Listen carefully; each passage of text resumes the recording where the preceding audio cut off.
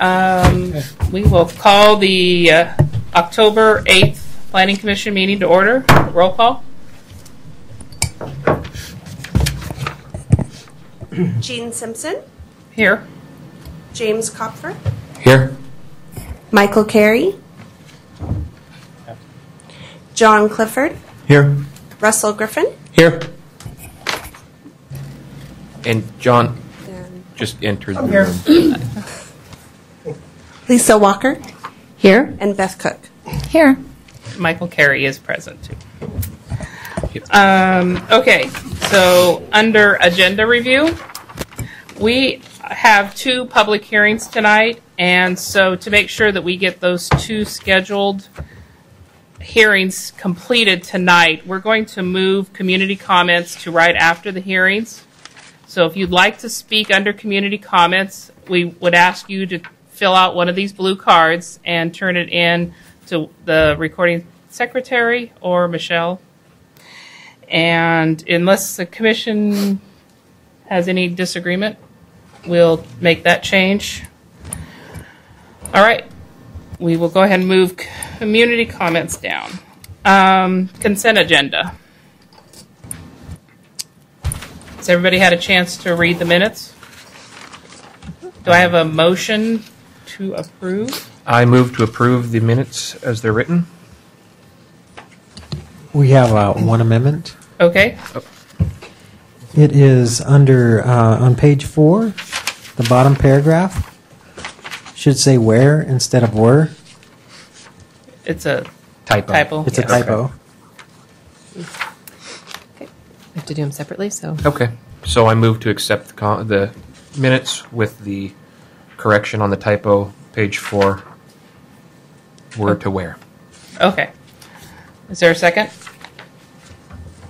I second it. All right. And double seconded. All those in favor say aye. Aye. Those opposed? Any abstentions? I abstain. I was not in attendance on the August 27th minutes. I approve the September 10th work session minutes. Is that okay? All right. They stand approved. Council liaison, Mayor Middleton. I just have 2 things. One, the town center plan brought to the council was passed with no changes, and they just wanted to thank you for the great job you did on all the hard work on it. And secondly, we're starting the charter amendment group coming up, so we'll be asking somebody from planning, and that is on the next council agenda is a resolution forming the charter amendment committee. And that's it. All right. Thank you very much. All right. Staff announcements. Good evening, commissioners. A couple things I wanted to talk to you about. So we're in the process of forming our Citizens Advisory Committee for our Transportation System Plan update. The application period closed on the 27th, but we didn't have enough applicants, or we didn't feel like we had a well-rounded group of applicants to keep it. So we kept it open until October 4th. Commissioners Clifford, Ms. Cook, and Commissioner Griffin have agreed to look at the applications and help us screen them. And then hopefully by the end of this week, we'll have a recommendation that we'll actually have you guys appointing them. Those 3 folks, along with Bob, will be appointing that Citizens Advisory Committee. What we tried to do is we tried to look at people that were from varied interests, bike advocates, folks that were from the disabled community, minority communities, disadvantaged communities, people that were interested in commuters and business owners. And so we have, I think, Bob, maybe you can speak to how many applicants we actually have now. I think 12? I think a total of, I believe, 10. 10. So we'll look to be appointing them here very quickly. And so those 3 agreed to screen the applications, and we're looking for one planning commissioner to be a liaison to the Citizens Advisory Committee. And so you don't have to agree to it tonight, but if any of you feel passionate about transportation and you want to be involved in helping us to carry along that conversation with that group, then we would really like to have you on board.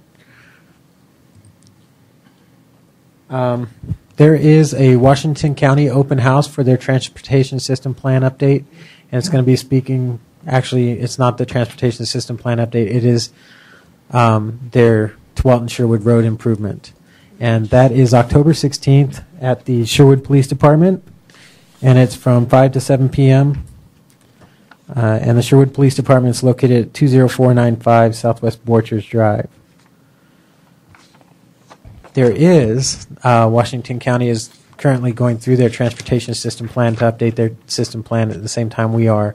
So if there are any citizens or you're interested in understanding what they're doing, you can go to www.co.washington.co.or.us. It's just co.washington.or.us. And go to their transportation page, and they have their transportation system plan update.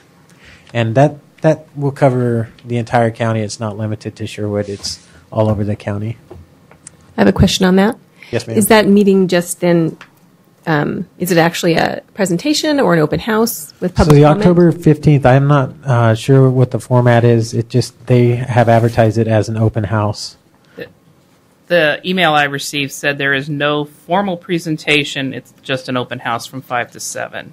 And to learn about the Tualatin Sherwood recommend designed option. And it's the 16th or the 15th? 16th. Okay. Wednesday, October 16th, 5 to 7. Okay. Two things, I guess. We don't have video tonight, so we're just recording this. There was no video. One of the boxes is down, and they can't get it fixed until Thursday, so this is not being broadcast. And then, last but not least, you probably see a new face next to me. Kirsten's not here tonight. She'll be away for a little while. She has some emergency leave she had to take care of. And so we have Michelle Birchfield next to me, and Michelle is the new admin for the entire community development department. So she helps planning, engineering, and building folks get all their stuff taken care of, like all the mailings and notification requirements and a whole host of other things. So we would like to welcome Michelle. It's my 7th day. Did I say it first? I'm just saying. Brad? I am on day 7. I have a with that- question for you. There's nothing as far as the video that keeps us from doing anything. No. Do we have to have it videoed? No. No, we don't have to have it videoed. All right. That would be staff announcements. So, new business. We have two public hearings. The first one is LA 13-01, which is 16045 Southwest 2nd Street in Old Town Overlay. And before we start, I have a public hearing statement to read. The Planning Commission will hold a public hearing on 16045 Southwest 2nd Street, Old Town Overlay. The purpose of this hearing is to provide the public with an opportunity to submit testimony concerning the above item. The order of business the Planning Commission will follow in conducting this hearing will be the staff report, any correspondence, receive public testimony, any additional staff comments, questions from the Planning Commission. The hearing will then be closed and no further testimony will be received. The discussion by the Planning Commission will follow. Any interested person may present testimony. If you wish to speak during the hearing, please fill out one of the testimony forms, which are the blue forms in the back. Submit them to the recording secretary, Michelle or Brad. The Planning Commission chair will recognize those persons wishing to speak, and any questions should be addressed through the chair. When you come to the microphone, please state your name and address for the record, as this hearing will be recorded. You need to speak clearly in the microphone. Make sure the red button is up, and it has to be pretty close to you to be heard. And the time limit for testimony is 4 minutes. Mm-hmm. And in this hearing, we are making a decision for a variance on the requirements in the Old Town Overlay District, correct? Setback. Actually, it's an application of the infill standards, so Thank you. it's not necessarily considered a variance. They're not requesting that. They're just asking to apply those standards of And the infill because it's development. within Old Town, it becomes a Planning Commission hearing. Right. It requires your review. Okay, so we are ready for staff. So with that, I'll begin. You provided the address. It's generally located in the area between 2nd Street and Washington Street on 2nd Street. It's a vacant lot currently. It's one tax lot, but there's two separate lots. And the applicant is proposing with this application a single-family dwelling unit, about 2,400 square feet, with a rear-loaded alley garage. So when you take a look, the two main issues that you have to that under consideration this evening are the infill standards, applying that to the front yard setback, and also the Old Town overlay design criteria for residential properties. So you have about 9 criteria to look at, and the applicant has provided you the site plans that show the materials that will be used for the project, also has a picture of a house that is similar in nature that he constructed down in Bend to kind of give you an idea of what this house on 2nd Street will look like. The applicant also proposes on down the road the other two townhomes next to the single-family dwelling unit, and that is zoned retail commercial, but it's not part of the application today, but should be under your consideration as you view the entire project as a whole. You will later be reviewed separately the townhome proposal when that comes in within the next few weeks, and that will go through the process separately.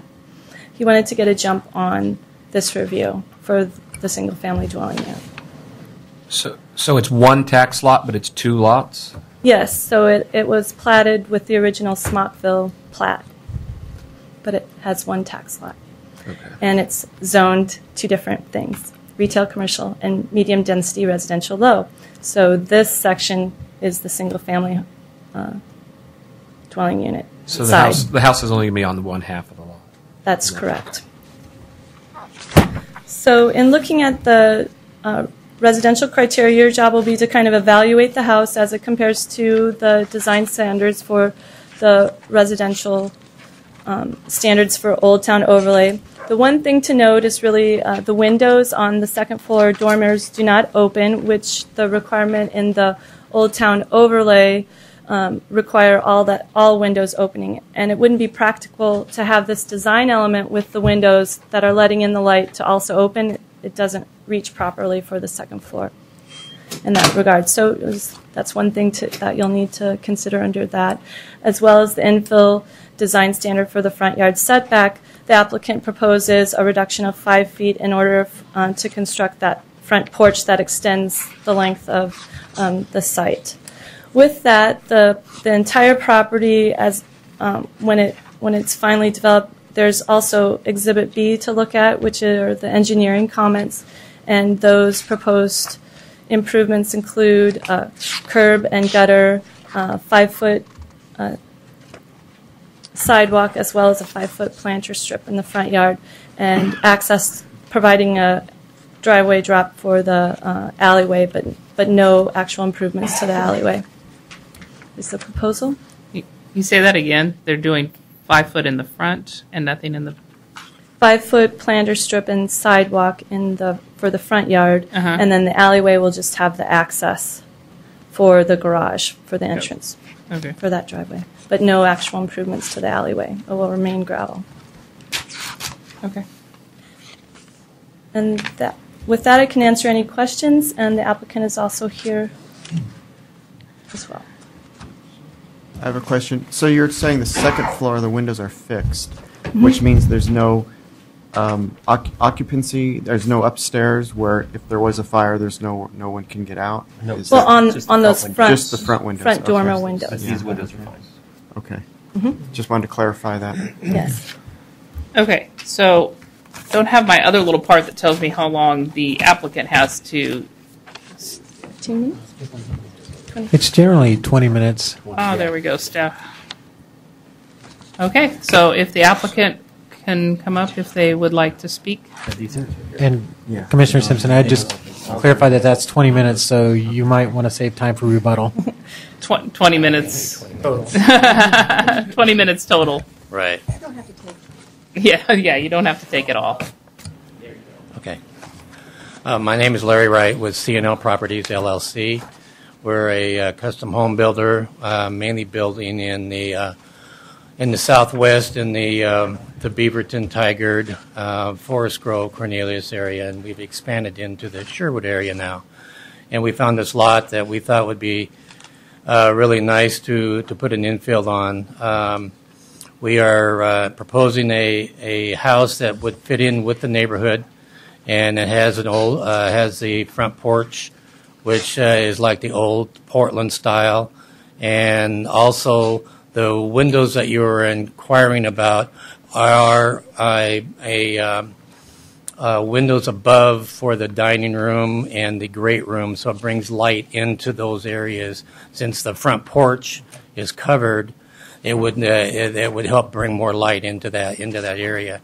And also, I took some pictures of some surrounding houses in the immediate area, which showed that there is fixed windows in those houses, which we're trying to conform with the other houses in the area. So I feel that I think you have a picture of one of the houses that was constructed in Bend without the wood pillars in the front. We're using rock or stone. It'll look like that. So then you'll see those windows above. It's 2,159 square feet, and it is a master on the main and it has a rear load garage in the alleyway. We plan on landscaping the back, as well as we talked to the planning commission with Brad and the people in the meeting that we had about moving the sidewalk forward a little bit. So instead of having an 11-foot planter strip, we'll have a 5-foot planter strip with a 5-foot sidewalk, which will give more room in the front for landscaping and make it look nicer in that area. And the 2 townhomes that we have projected will be coming into you people, and probably within the next couple of weeks or within the week, which will also be look very striking in the neighborhood, which will upgrade, I think, the area. So at that, I don't know if anybody has any questions of me. Before we continue, I forgot to ask if anybody has any ex parte contact, conflict, or bias, if you've had anything prior to the hearing, any contact. I live in the Old Town area, in the overlay proper, and that will not affect my decision tonight. And I did drive by the lot tonight, took a look at it, but that's it. I also drove by the lot. Yeah, I did too. I just happened to see the lot. So did I, so we've all driven by it now. That looks a little different. It will not affect our ability to make a fair, unbiased decision. All right, do we have any questions for the applicant? All right, thank you very much. Oh, I do have Oh, you do one. Yes. Oh, yeah, sorry. How would that, have you had a chance, I'm assuming you had a chance to look at Symposium, the building, which kind of has the same kind of the arts and crafts look. Do you have an idea of where their porch is, the distance from the edge of their porch to the sidewalk? The next door neighbor? No, Symposium Coffee. The house that's turned into a coffee shop. Do you have an idea of what I haven't really paid any attention, that much attention to it, yeah. It's less than 20, it looks like. You think it's less? It looks close. It looks that's what I think. It looks like a 15, I would guess. I don't know, but it looks less than 20. All right. Thank you. We have no more questions. I have no blue cards. If anybody wants to testify as an proponent or opponent, we have one. Okay. Commissioner Simpson, so I was wrong. It's 30 minutes that he has. He spent 4 minutes. Okay. He reserved plenty of time. Robert Claus.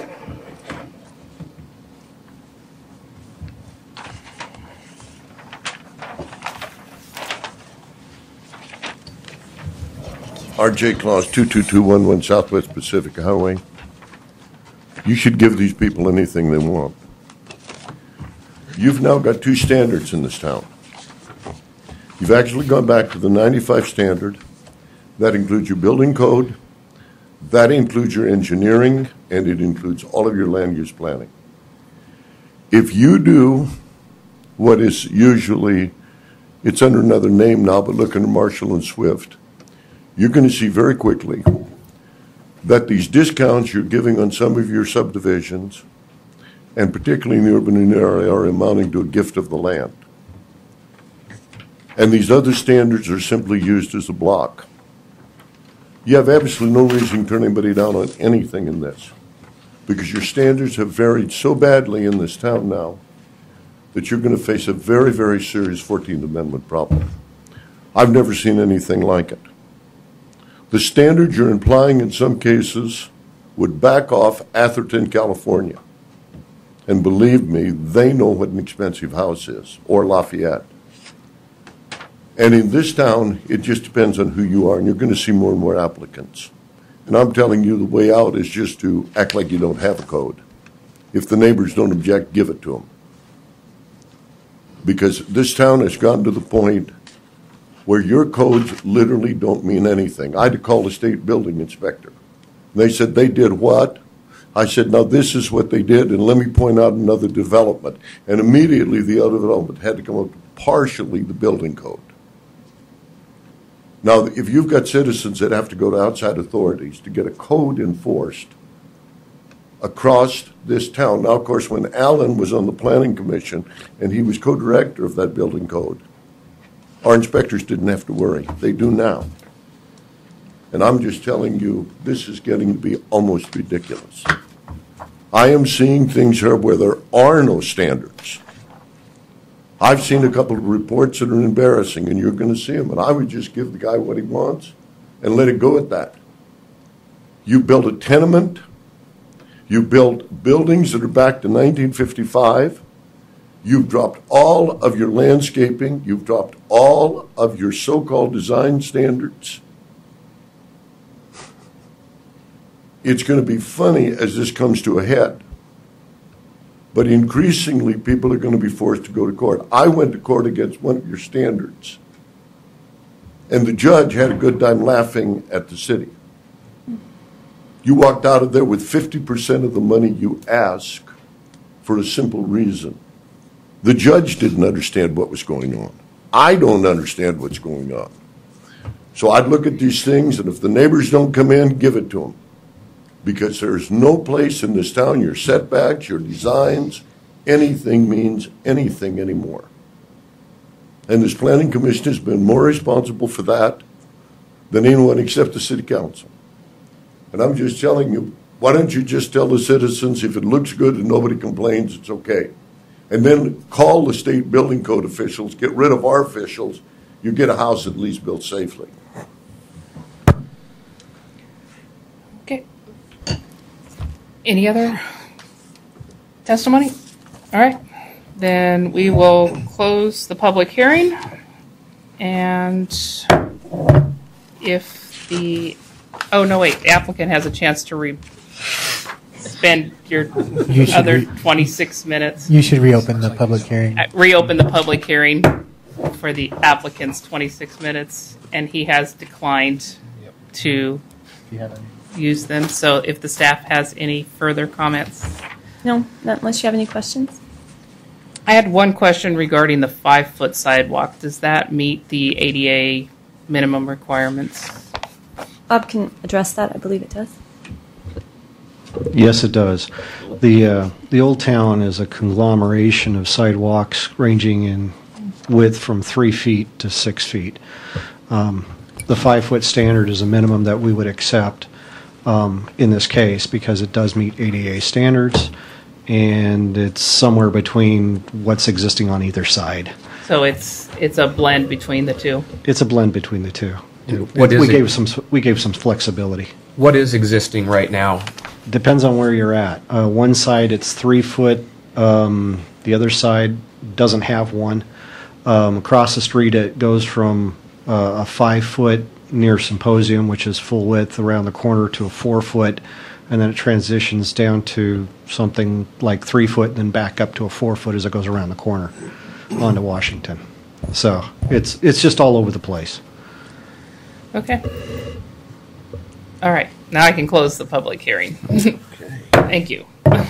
So, any other deliberation from the Planning Commission or concerns regarding the staff report? I do have one clarification on the setback variation. Is that, I mean, and is that common to see that? And I mean, was that kind of within the realm of acceptability in terms of So Yeah. the standard for the infill are to encourage development in areas that have been kind of glossed over from larger subdivisions. So looking at that premise, as far as allowing some of those setback changes or adjustments to that, the requirements in the front yard setback, the maximum allowed is 6 feet that you can reduce it to, or no more than 6 feet. So it is a slight reduction, and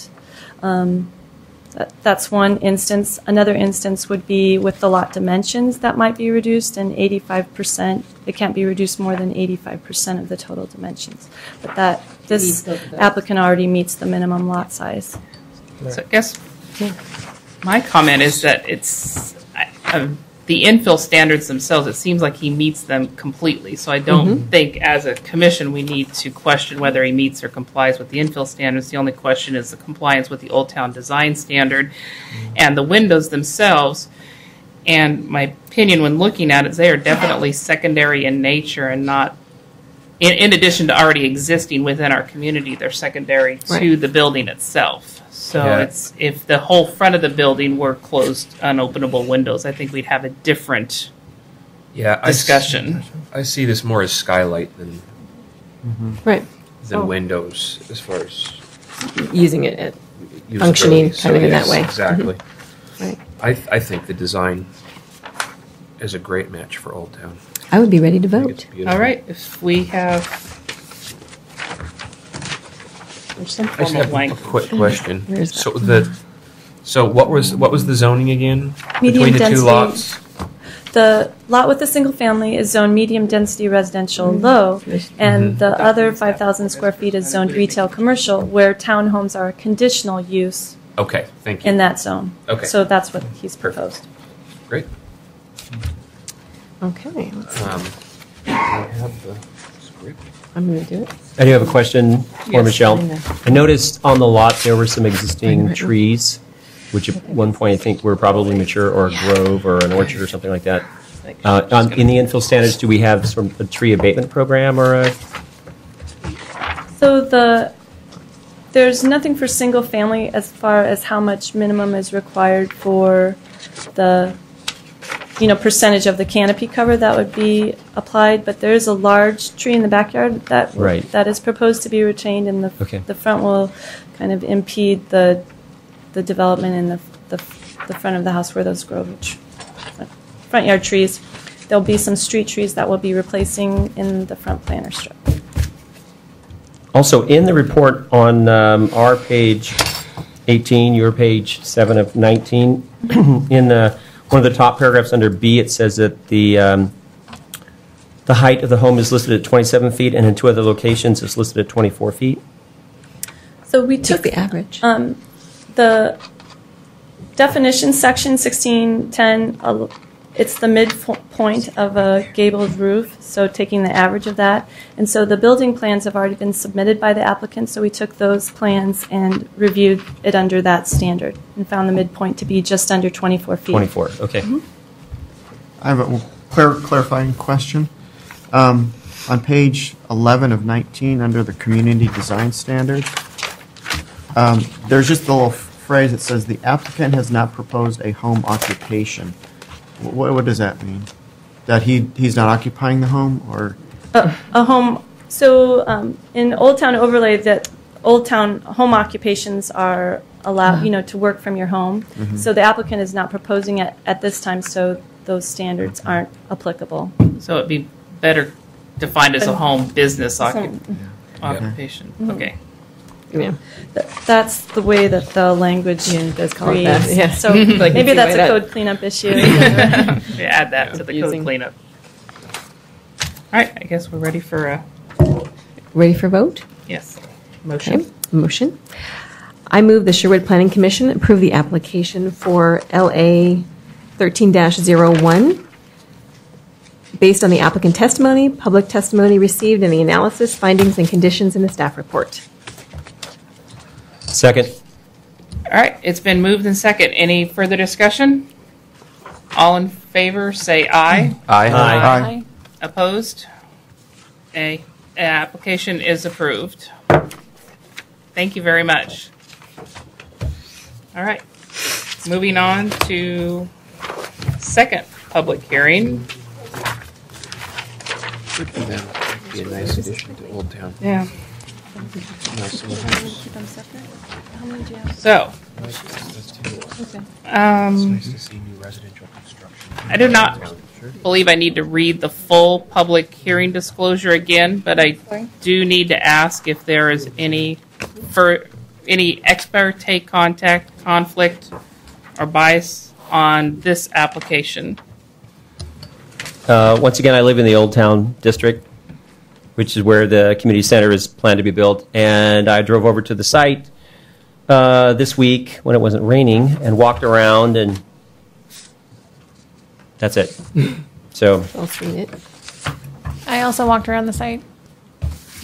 I ran by it this morning. I've driven by it and observed the site over the week as well. Okay, and as a member of the Planning Commission, I was on the original PUD process, so I'm familiar with the original landscape book and the other whole other process we went back through in 2009, 2010, and I just recently drove past the site. And I happened to be at the end of the council meeting where they received a presentation. I didn't catch most of it. It was just the presentation by the applicant with some boards and some pictures, and I will say that the council seemed generally pleased, and that was the extent of my knowledge. It doesn't change my ability to make a decision tonight. All right, staff report. Good evening, Commissioners. Brad Kilby, Planning Manager with the City of Sherwood. Tonight before you is Site Plan 13-01 and Variance Site Plan 1302 and Variance 1301. And this property is located at 22832 Southwest Washington Street and includes tax lots 151, 800, and 900 on tax map 2 South 132 BD. So this is the community center, and we just went through this last year. So subsequently, and I'm sure you've read about it, but if you haven't, during inspections, there was a failing truss, so the city hired a third-party consulting structural engineer to come in and evaluate the building to see if it was reparable. And they determined that it wasn't, it couldn't be repaired without expending significant cost. And then, so it was declared a dangerous building and demolished. And tonight before you, then, is the major modification because if you remember correctly, the original community center was going to be a retrofit of the Machine Works building.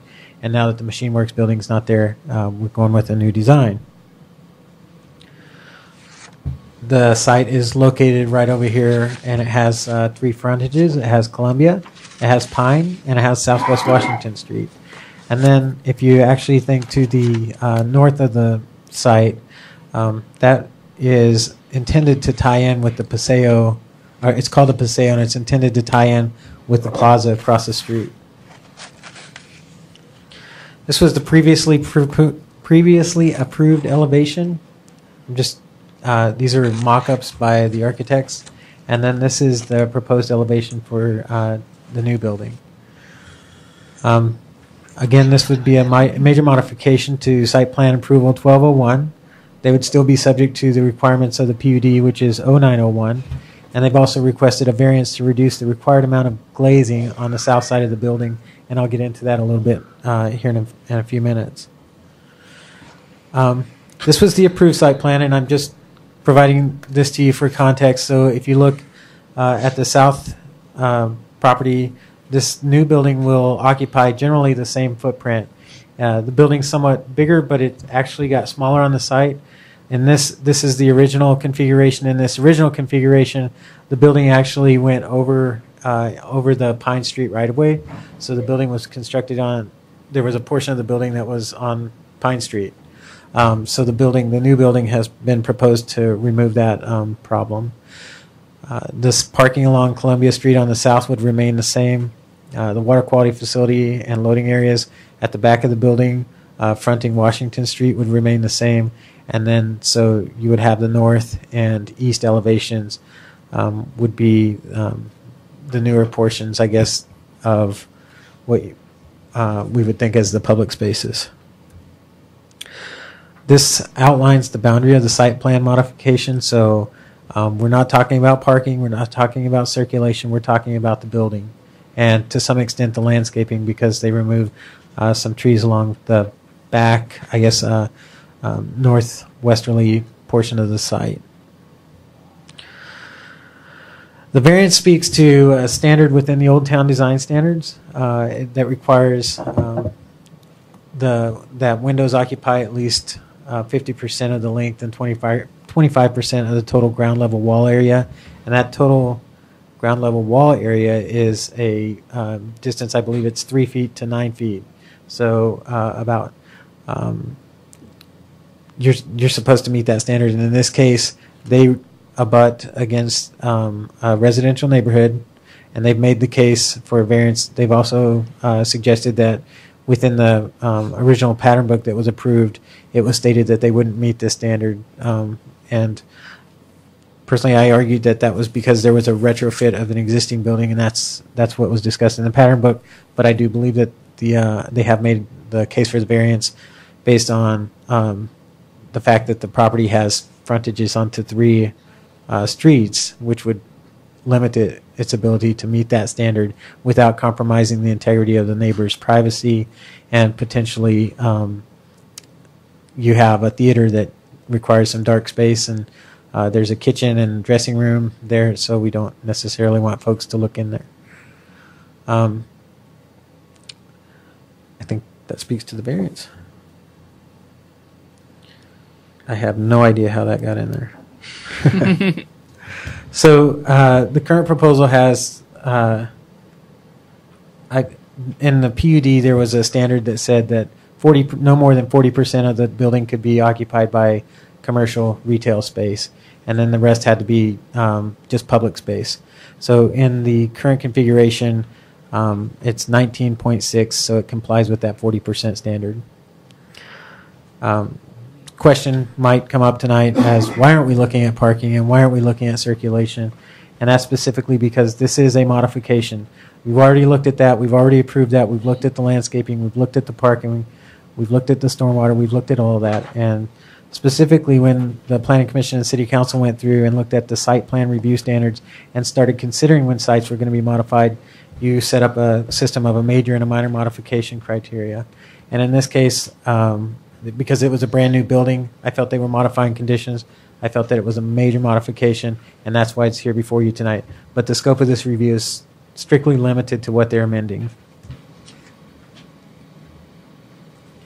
So tonight I'm going to recommend that the Commission approve the proposed site plan and variance. I believe that they've met the standards or can be able to be conditioned to meet those standards. And I do have a few revisions that I'd like to propose. I would propose that we amend condition number A9 to say that the applicant shall continue to comply with the conditions of approval for PUD 0901, and then add language that says, and site plan 1201 were not modified by this approval, or site plan 1302. I would propose that we strike condition number B1. The applicant, I'll hand this out in a moment. The applicant provided an email clarifying some of these things, including the retail public split, and then some calculations on landscaping. And there are a few other things that they're going to talk about, but these were the two that I was specifically comfortable amending and striking. And then amend condition number B4. This was a standard. If you look at the standard, it's 16.162, 080, K, and the 6 is irrelevant. I don't know. It was a typo on my part. But K actually speaks to the band at the bottom of the building. And although they've proposed it, I just wasn't looking at the elevations. I wanted more dimensions to illustrate to me that they meet the standard. And so I think that they're prepared to speak to that tonight. I did receive 4 additional letters that were after I had sent out the staff report. So Clean Water Services submitted comments, provided comments to me. Basically, their comments are the exact same comments that they provided in SP 1201. And I just think that we should just incorporate them into the record, and that by amending Condition A9, they'll be required to satisfy those requirements from Clean Water Services. I spoke to Kristen Leichner at Pride Disposal. I'd add her email as Exhibit H. Basically, she said if they're not moving the trash enclosure, she has no comments. They're not proposing to move the trash enclosure. I got some comments from ODOT specifically saying that it's not on Highway 99, and it was from their advertising program, so they just wanted to let me know that if they weren't proposing signs that could be seen from Highway 99, they didn't really care.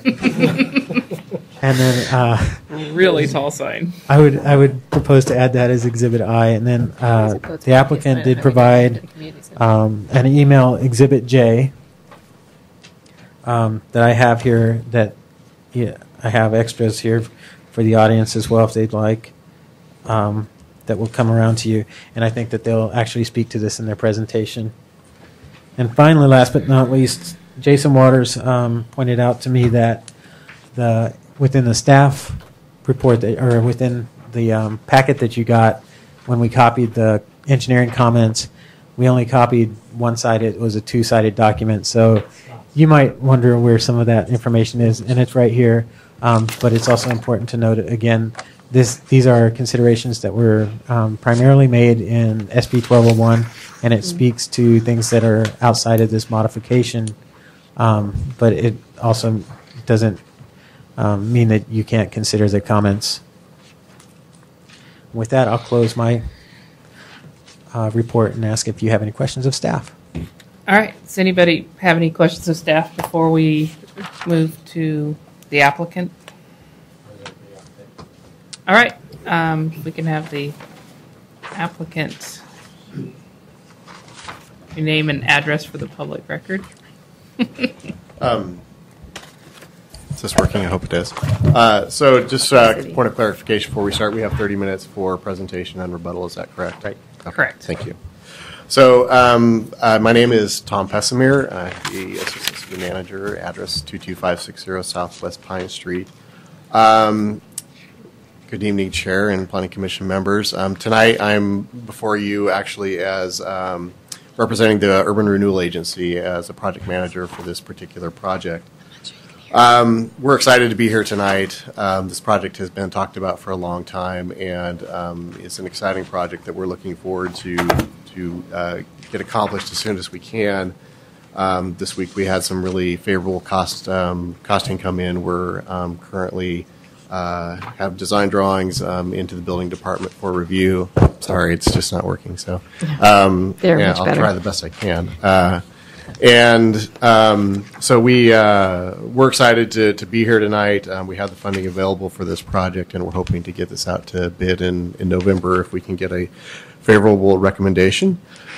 So Brad, I think, went through the history of this project fairly well, but I kind of wanted to back up just a little bit because this is part of a larger development, the cannery development, and you're seeing a picture on your screen there of the plaza. And this property was purchased as a whole from cannery, and originally the cannery, and then was in more of a storage facility. But there was a long process and a lot of process that has gone into this project already. There was a request for proposal to have a development partner come on board. That led to a bunch of planning and design efforts, which ultimately led to a planned unit development that Brad mentioned, as well as subdivision and other work that's been done on this.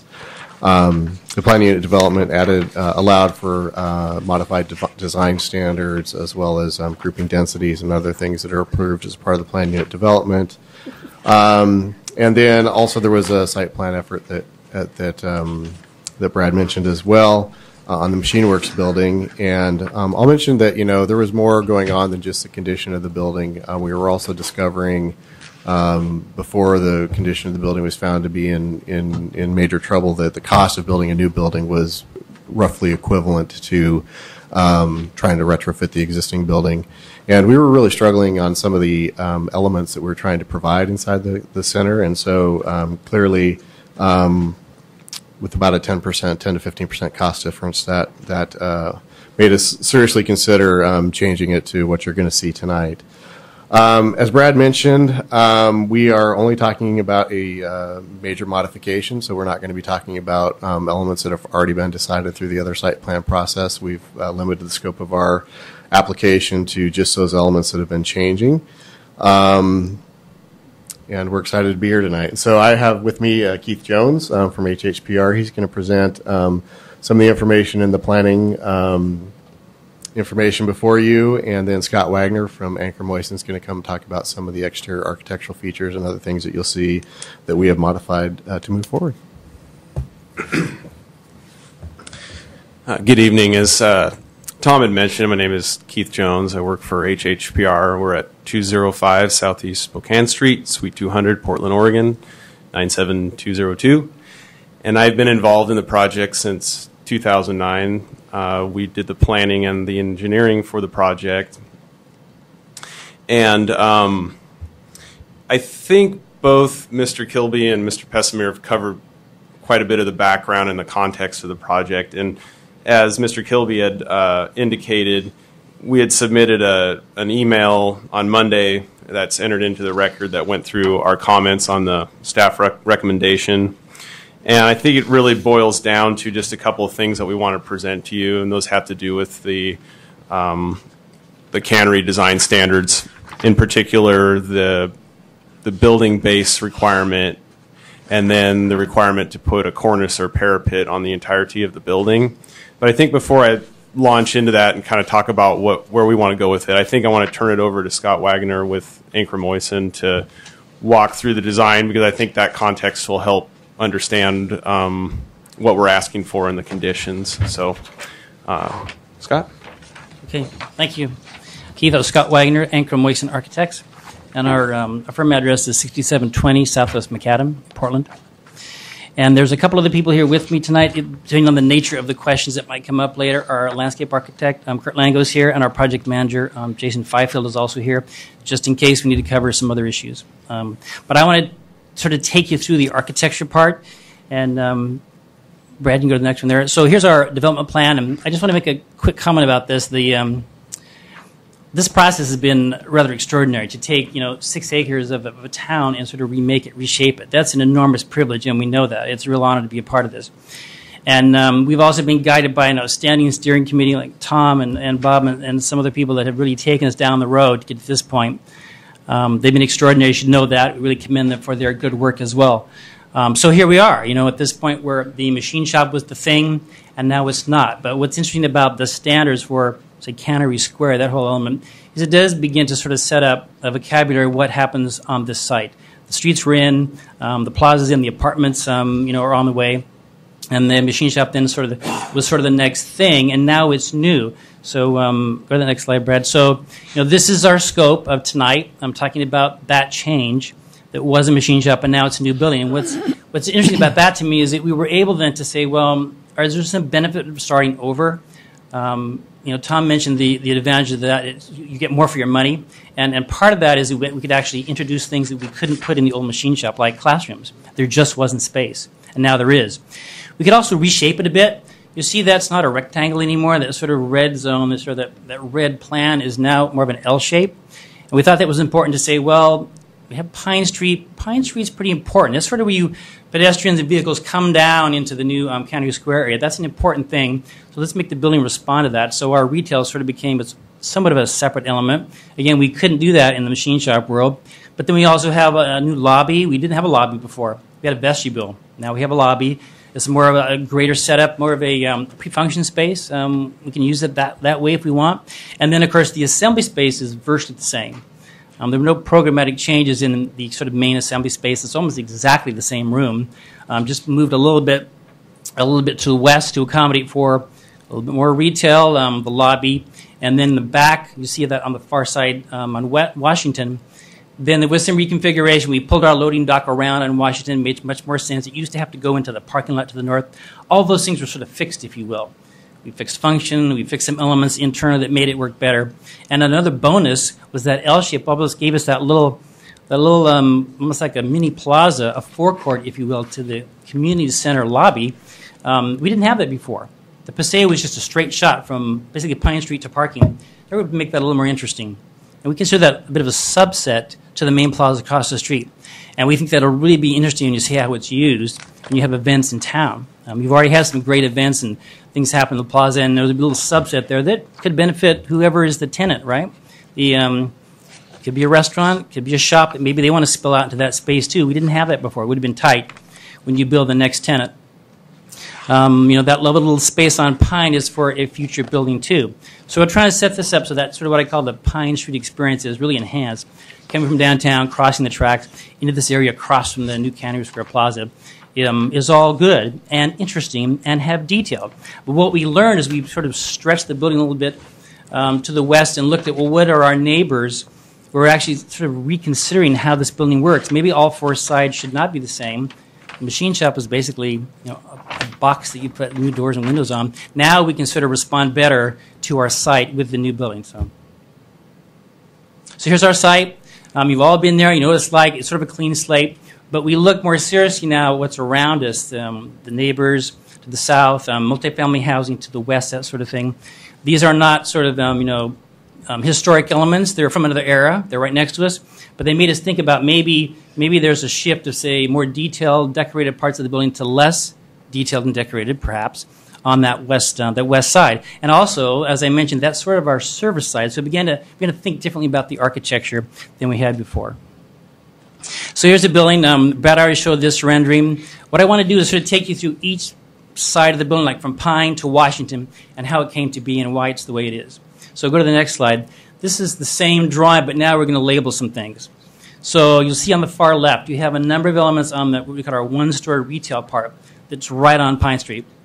You have a metal parapet, and in the requirements, we're going to do a two-part parapet in that situation there on that retail block, if you will, that retail mode. All that means is that you have some detail at the top. So you have the building material, and you come out a couple inches in one part, and you come up another 4 inches or so in another part up the parapet, the very top of the building, what I call metal parapet, as a nice top, a little shadow casting element. Almost all historic buildings, if you had some kind of top, and we understand that. But there's also a base issue, sort of a base, middle, and top in the world of sort of historic recalling history. And that's what you're doing. You're taking, not duplicates, not clones, but some elements that you see in Old Town and bring them across the tracks and putting them in appropriate places on the building. So we're doing that too, on the retail part. There'll also be other elements there. This building, to meet a certain budget, we would love to do what he showed in the very first rendering, where it was all brick, clad the whole thing in brick, but we really can't. So you have to look at each building, envelope material and say, well, where can we use brick? Where do we have to use a little less expensive material to really, meet the whole budget along the way? So we're doing that. So we're using brick, and we'll get to that in a minute. But we're also using other materials like ground face block, and then some what I call modified cement plaster. Basically, we're saying we want a nice, smooth, warm, colored surface that sets off these other elements like the cornice, the sort of parapet element I mentioned, and the brick. So you'll see that retail part, there's storefront windows. In between there is brick, and then at the base is stone. So we'll show some drawings of how that works in more detail in a minute. That's really the retail piece. There are fabric canopies over each storefront. We think that's really important to bring down the scale, provide rain protection, that sort of thing, at each storefront window and entry, that sort of thing. All very appropriate, intimate scale, lots of detail, that kind of thing. Then as you move towards the middle of the site, that's really where the lobby is. You have that forecourt, that sort of mini plaza I talked about. You have the forecourt of the of entry and then the lobby. And here we wanted to make a change. We want to say we don't want it to look like retail. It's not a retail space. It's a civic building. It should look like that, we think. So now we're using masonry, we're using brick again, if you will, to recall downtown, but not, it's not the exact color of other buildings. You have lots of brick buildings, and they're not the same color. So we thought, okay, what's going to be an appropriate tone, a nice, warm, friendly tone? We take that, using it as a framing device around a glass entry. We want it to be welcoming. There's a canopy there for rain protection, too. But it's about making it visible. You want to see inside the lobby and see and sort of draw you into the space. So that's that glass corner you see there in the middle. And then a little bit to the right, there's other windows. We want to do other kinds of windows. It's a long lobby. It's about 60 feet. So it's not all glass box. We want to say that's our entry point. We want to make that visible. But then as you move down into the space, we change the windows. They're vertical, and they're tall, and they're high. So we sort of drop light down to the space. It's not the same thing. It gives us a chance to do, solid walls on the inside, and also just add some real rhythm to the facade, that kind of thing, and some detail to the windows.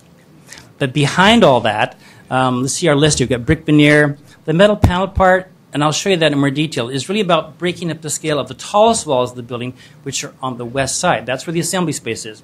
So how do we do that? We don't want one material going up for 25 feet or so. We want to break that down into a couple of materials, and it is a two-story volume inside, even though the two-story spaces are only on the edge, like sound booth is over here, and mezzanine for storage is over here off the stage. Those things are real secondary. But the volume is still two-story. And since we're going to be on the residential side of the site, how do we break that down? So we looked at that, and that's where the other material comes into play. Metal panels help break up that space and make some sort of bigger visual moves that, like a solid masonry wall just wouldn't do.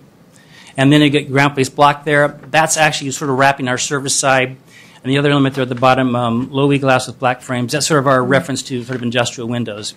That part of the character. And we hope inside, too, is a recall of industrial buildings you don't have on this side anymore.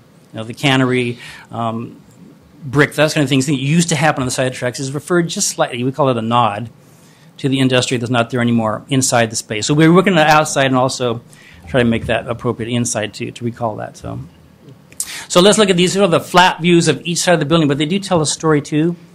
Like the top one is the east elevation. That's the side, our retail side that faces Pine Street.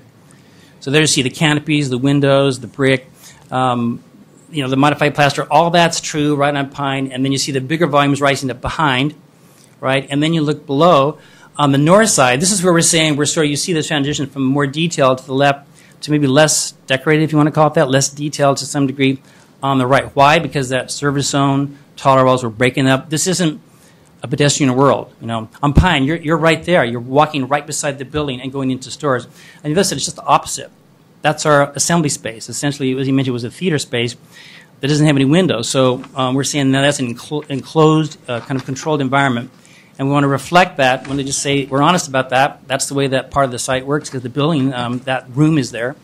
But we want to detail it in a way that's a little bit different than, say, your sort of major retail space that looks across your plaza. So we think that's a different sort of thing. Here's the other sides of the building then. If you look at the top drawing, that's west. That's right on Washington. So we have a number of things in a row there. There's our service doors. The ones on the left go to the kitchen and the stage. And then there's a big door that roll up, goes right into the stage. That's our loading dock off Washington. There's a lot of landscaping in between there. And the other set of doors, that's actually going into the makeup and changing room and the stage on the other side. So those are those other pairs of doors there. And then we plant a lot in between. Now, you've been there, so you know there's a lot of landscaping there already. The big tree that's there, 2 rows of trees, one by the sidewalk and one a little deeper into the site on that side. But then we'll infill more. Our neighbor across the street is multifamily housing, so there is some activity there in people, so we'll landscape that heavily, of course. And then the south side, that's sort of, again, another response. It's different. There's 2 private residents there, single-family homes, but only one actually faces the building. The other one has some service areas and garages. They actually face Pine, I believe. So, it's not real intensive neighborhood, homes looking at you, but they're there. So we're saying, okay, how do we work that? We do have Columbia. There's parking. And so we've actually added some trees. There's trees about every 10 feet or so, every 15 feet along that side. So you're looking at that, just trying to give you some idea what that's like. You're seeing the big space there. That's our kind of assembly space. You see the walls, but we break it up. We use that metal as an intrusion, if you will, those metal panels to intrude on the masonry. They might just be full-on masonry walls. We don't want to do that. We want to break it up to smaller pieces, if you will. And I hope you can see that on both those elevations. It's about using the metal to interrupt and make more interesting shapes. So it's not like straight lines, but they actually do jog up a bit. And your eye can follow that. So we're trying to use materials and a change of shape slightly that makes sense. for those big spaces. But as you can see, as you work your way back towards Pine to the right, then the windows appear again, right? The window right in the middle looks right down the hall that crosses the building, that separates the assembly space from retail, and then your retail windows show up again, right? So then, you might see coming down Pine from the other direction, there's a lot of glazing there from the retail shops on that, the southeast corner of the retail space. That's actually, we didn't have that at all on the machine shop version of the building. So we like the fact it really activates that part of the site again on that piece of Columbia and towards Pine. So that's the basics of what we've done. And any questions? Or I guess I need to turn this back to Keith before questions. Okay, thanks, Scott. So entered into the record is an email from Monday from myself to Brad Kilby, and that really goes through our request for changes to the staff recommendation. So I'll just walk through that if the commission has this available. Mm-hmm. So number one is condition B1, and that has to do with the landscape percentage, and that was just a requirement that we provide 10% landscaping in the parking area. Kurt Lango, the project's landscape architect, has recalculated that, so we're over the 10%. And as you recall, there was a couple of options. One had a drive-through, and the other didn't for the west phase parking lot. So both of those meet the minimum. So we would just request that condition B1 be taken off from the recommendation. And then the second is condition B3, and that has to do with the parapets. I just want to skip over that for just a moment and go to item 3, which talks about the building base. So within the cannery standards, the building base, and I'm looking at now page 23 of 26 of the staff report under the findings at the bottom of the page under building base of buildings is the title. So the requirement is that we provide a base of at least 2 feet above grade that goes around with a different material around the base of the building. Brad, if you could back up to the building elevations, I just want to walk you through this just to make sure that you understand that we do comply with that requirement. So we'll just start on the, go to the, perfect. The east elevation, as you can see, there's a 2-foot cement base that follows along the bottom of the building. And of course, that's going to be interrupted by glazing. We also have some brick at the entrance that drops to the bottom. The code standard doesn't require that that's continuous along the entire bottom of the building. There's obviously going to be some protrusion for windows that go to the floor and doors and those sort of things. So moving along now to the north elevation, again, we have this same base flowing along the bottom. Now, this is the entrance into the community center, so there's a lot of glazing here. There's some panels in that area to provide some architectural treatment. We have the brick going to the bottom, and so, but this base does continue along the bottom of that elevation. Again, we believe we meet the code. So if we could flip to the next set of elevations. It starts to transition a little bit here. We're looking at the south elevation, and this is along Columbia Street facing the neighborhood. And we do have that band that continues around from Pine Street that provides that connection to the Pine Street facing elevation and that elevation that has the large storefront windows. Then we do have a cement base that then follows along the building, and this is where we're starting to transition into what Scott was talking about, being a more simple side of the building where it's stepping back into the neighborhood and providing this transition. So then as we're going towards the west elevation, again, we have a solid, I think we're tying in some CMU, is that correct, Scott, around the backside? Sure, there are 2 materials that make the base. On this side, except for that retail piece on the right-hand side of the south, is painted concrete. The grade falls by 4 feet or so going to the west, so we're using that as our base. You know, the floor line is higher, so we're using it as the base. But on the public side, essentially Pine Street is a stone base. So you're seeing stone wrapping the whole bottom. And then when you, let's see, go back one, Brad. If you were to, say, park in the parking lot by the railroad tracks and walk up the north elevation, you come up the ramp to the right, that's actually the stone base too, until you get to the lobby. So we're trying to use that stone as an element underneath brick and underneath the ground block in the public sort of areas, places you'll walk by. And then there's the choices you make to say, can we spend less money on this wall over here because no one's going to walk by that? That's when we just go, okay, we'll use the concrete base. It's already part of the design. It's not unpainted. It will be painted to match all the color scheme, that kind of thing. And so we really have a base that wraps around the whole building. So it just has two materials. Can we go back one slide real quick? Or no, back to the other. Okay. So on the on your south elevation, is that stone base wraps on all the way around part. To the retail on the retail part? Right. And when it transitions into the block wall, in that case, it's the concrete. Okay. Right where that little window is in the middle. Right. That's where it changes. But it's two different materials, so there's a base and a main. It is. Right. Correct. Yes. Thank you. Nice. Let it. Okay. So we believe that, or find that we've met that condition and that finding. So we just request that condition B4 then be removed, since we've shown that we've met that standard. And then just backing up. Excuse me, my cold's starting to show up now. If we just back up to item 2 under condition B3, that's the parapet. So as Scott has walked you through, again, we're trying to, the intent of this design is to activate Pine Street, activate the Paseo where we're facing Old Town, facing the library, facing Railroad Street, the railroad tracks, into Old Town. We want that to be pedestrian friendly, to draw folks in, and we want to not turn our back to the neighborhood, but transition that in, make that simpler. There's not as much activity going on, and respecting that single family neighborhood that's farther to the south and the west. And that's why we're simplifying that design. Of course, that also plays into the fact that the theater is in there. You don't want windows and other things protruding into the theater. It needs to keep a dark area, and you need a sort of a backside to that theater. So to us, it doesn't make architectural sense then to provide this type of parapet that the code is asking for on that part of the building. It certainly does to us to provide this type of parapet on the retail portion. That's the area facing Pine Street, facing the Paseo. The code does say it's required, but stepping back to 2010, the Cannery Square was approved as a planned unit development, and it was approved with an architectural pattern book that was entered into the record that the commission has.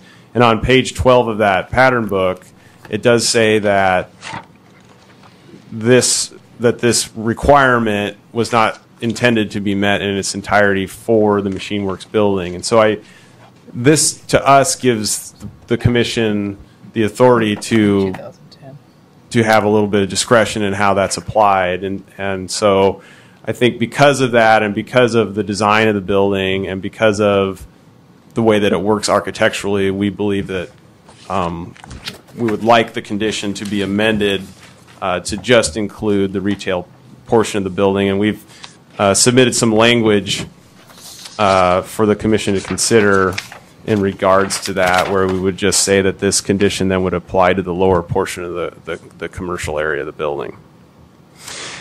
Just one. Oh, I'm sorry. Okay, got 2 minutes left. Just one final. Okay, I guess we'll leave our 2 minutes for rebuttal. We can ask questions now that will not affect your time. So, does anybody have any questions of the applicant? How many retail spaces are there potentially? There's about 80 around the building total. If you take the, Did you say retail or parking? No, retail. How many retail shop spaces are in the building? Oh, I thought you meant parking. No, actual retail space. Talk about parking. No, not yet. It's a big development. Teeny little shops. But you mentioned parking, though. Yeah, I'm sorry, I misunderstood. There's 3,000 square feet of retail space in the community center, and you can divide it into, say, 3 segments, structurally speaking. So you could have 3 tenants, or 2 tenants, or 1. And then No more than 3. Right. And so what is this little small next to the lobby? There's I see the windows for the retail, and then the retail door. But on the opposite side, next to the lobby, there's a small There's 3 windows. doorway. There's like 3 windows. Is this? I'm looking at the small one next to the lobby before it transitions into the lobby. So that could be a third retail place? Is that retail? There's a classroom there. It's a classroom. Okay. Right. The idea is you can go actually close that room off, and you can get to the classroom from the outside, from that little paseo area, and not have to enter the whole building to use it. Okay. So, my question on as far as the exterior of the building goes, we have an opportunity here to put something in the community that looks good from all sides, and I think as someone who wants to see it from all sides and hold the city to a higher standard, what architectural features on the backside make it not be a blank wall to someone who's walking down the backside of the theater? I understand not wanting glazing, because I did think about that, and our question tonight is to find out whether or not we should have a requirement of 50% glazing all the way down the side of that building. And so I ask, we're removing the glazing, but what architectural feature or something else that is appealing to someone on the south side of the building? Sure. Good question. So you see it there. What we're trying to do is relate to the lines of the building. So you have a retail line that we're pulling over, and that becomes a block element. Some of that metal panel you see is actually deeper in. There are some elements in the middle of the roof, so to speak. There's a second classroom and a screen on mechanical. That's all true too. But as you move toward the west, then that block wall becomes partial metal too. And that metal actually turns and goes in. So what you're not seeing is sort of the sculptural aspects of, say, seeing it from pine, where that metal turns in and does this kind of move in the upper regions of the building. So we're seeing that's a movement. That's someplace your eye goes. It changes cladding. It changes shape. And then you turn the corner, and then you're up at the west elevation. That right-hand side, it's blocked there, and then the metal reappears. So our thought is, okay, we bring the metal at various places. We don't let the masonry go too far, too long before we add that other metal. And that line of metal then ends up turning the corner and heads towards the lobby. So it's all about taking your eye various places. Right. And it has a base. So we're thinking that's sort of the base, our version of sort of the base, middle, and the top for the backside of the building. In the middle of the south. Mhm. And then at the very west end of the south building, it's just one blank wall with no other architectural features. It has the metal panels as well. So, in the far west, it looks Mhm. like a big blank wall here. Yes, it does. But it actually breaks. It goes, see what those 2 little doors are on the right-hand side? Above that is block wall, that's true, but you go just about... That's on the west front. On the west elevation. You go just a little bit to the right, to the left of that, and it changes the metal panel above. So we're always sort of playing with the scale. In reality, it's a 2-story volume, but now we're saying it looks like... I think she's talking about the 2-story block at the west end of the south elevation. Correct. Mm-hmm. We have a big corner that has 2 blank walls that are facing multifamily and homeowners. And it's the west end has a lot of landscaping, but the south side has very limited landscaping. It does. And it doesn't have any architectural features that will make that wall not look like a big blank wall. Hey, so I wanted to jump in at that point. So right there on the lower level is the dressing room, Scott. So did you guys think about, I realized that interior door opens right onto the stage. So did you guys think about maybe putting like a narrow band of windows, maybe non-opening, at the top of the dressing room to break that up? Or, because above that you've got mechanical and equipment platform. Doesn't make sense to put a window up there, but what about in the dressing room? No, well, we did actually, and we used a theater consultant, and he advised us not to do that because you still have the potential of light leak. Go right on onto the dressing stage. room. The stage is right there. It's the door I goes noticed right that. to the stage, so we didn't do the window.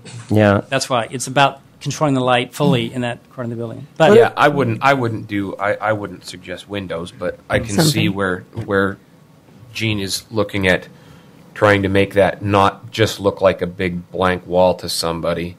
Sure. What about, you could consider maybe like what I call a shadow box window. So it would look like a window that could be used for marketing or displaying whatever's being shown or public announcement or something. On the backside of the building? That would be my only concern. Would be that would be an expense that nobody would really but it breaks up benefit from. But vandalism on a broken window, Sure. but I was just, I More had trees. gone that way with the shadow box, but something that takes that wall and makes it pedestrian scale with, I mean, architects have all the fancy words of, extend some brick out in a different color all the way the rest of the way. So I get, Maybe some brick on the back. I guess my concern is to look at it from the backside. It looks like a 2-story Backside of a building. backside of a building, and Yeah. the design guidelines address street frontage have to have the architectural features. And as a commission, are we looking at saying we understand not complying with the glazing feature if it can be substituted with something that is Interesting. an architectural interest that would replace a window? Are you concerned about the west as much as the south, or mostly the south? Well, they've got looks doors, great. and the doors have awnings over them that break that up, and there's also a lot of landscaping that create a that's that- pedestrian scale architectural interest. And then there's that wetland area, right? Yeah, Or that's right in front of, which is a lot. right. Right. So it's very deep right there. Is there anything that could be done in the? I mean, I think. when the concrete? I mean, those are concrete walls. I'm assuming. So Well, those is there, are, there's a concrete or- base, and then they're frame walls with veneer on them. with veneer. Okay, so I guess so potentially you could make some small alterations to the veneer to add some. I think it doesn't matter looking at the cladding. Yeah. See what we can do. That's, Okay. I'd say, the most Says economical way to make a Yep. change. Anything we insert, otherwise an expense probably Right. we couldn't absorb, but we can look at the cladding. We do have public testimony, so if anybody has any other specific questions for the applicant. And then on the west side, the double doors at the far. Let's see, at the north. So is that the stone? That stone that starts to wrap It is. around? Right. Okay. We turn the corner there because a lot of people will come from the parking lots that direction towards the building, so we Right. make sure the nicer materials are there. Okay.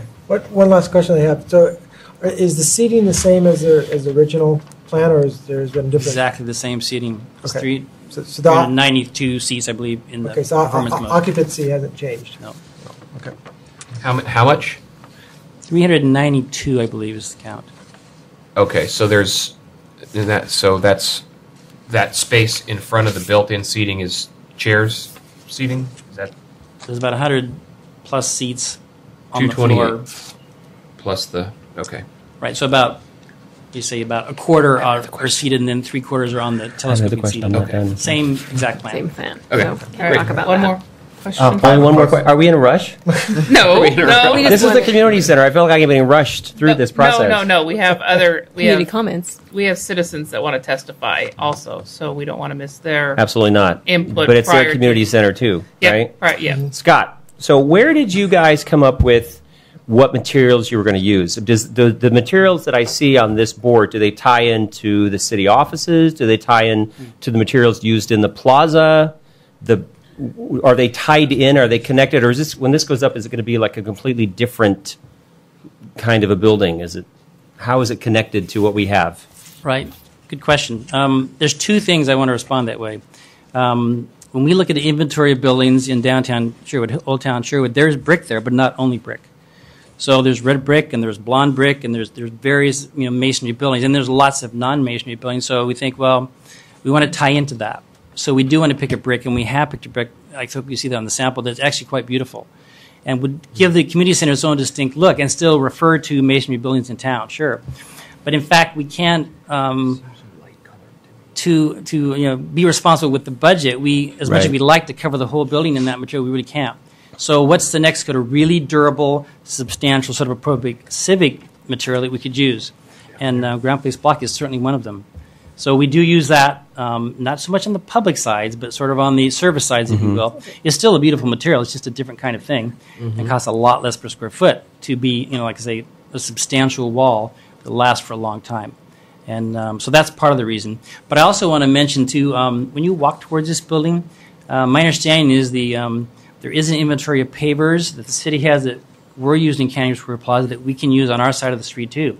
So as you walk up towards the building, you'll be actually experiencing the same granite and brick elements you saw on the Canterbury Square walking up to, I think you'll get it. There's a definite connection for the pedestrian at your feet, even as you approach the building. So I'm really excited about that there's a definite tie-in materially for people going between these buildings. It's a strong tie, I think. Okay. I have another question. Signage. Retail tenants, where do you envision their signage? Do you think it's going to be above the awnings, window only? That's signage is kind of a city issue, but architecturally, where do you envision it going?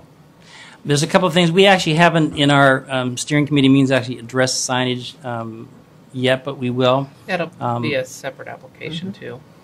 But to answer your question, yeah, it's either going to be part of the awning system or above. There's a couple of options there we can look at.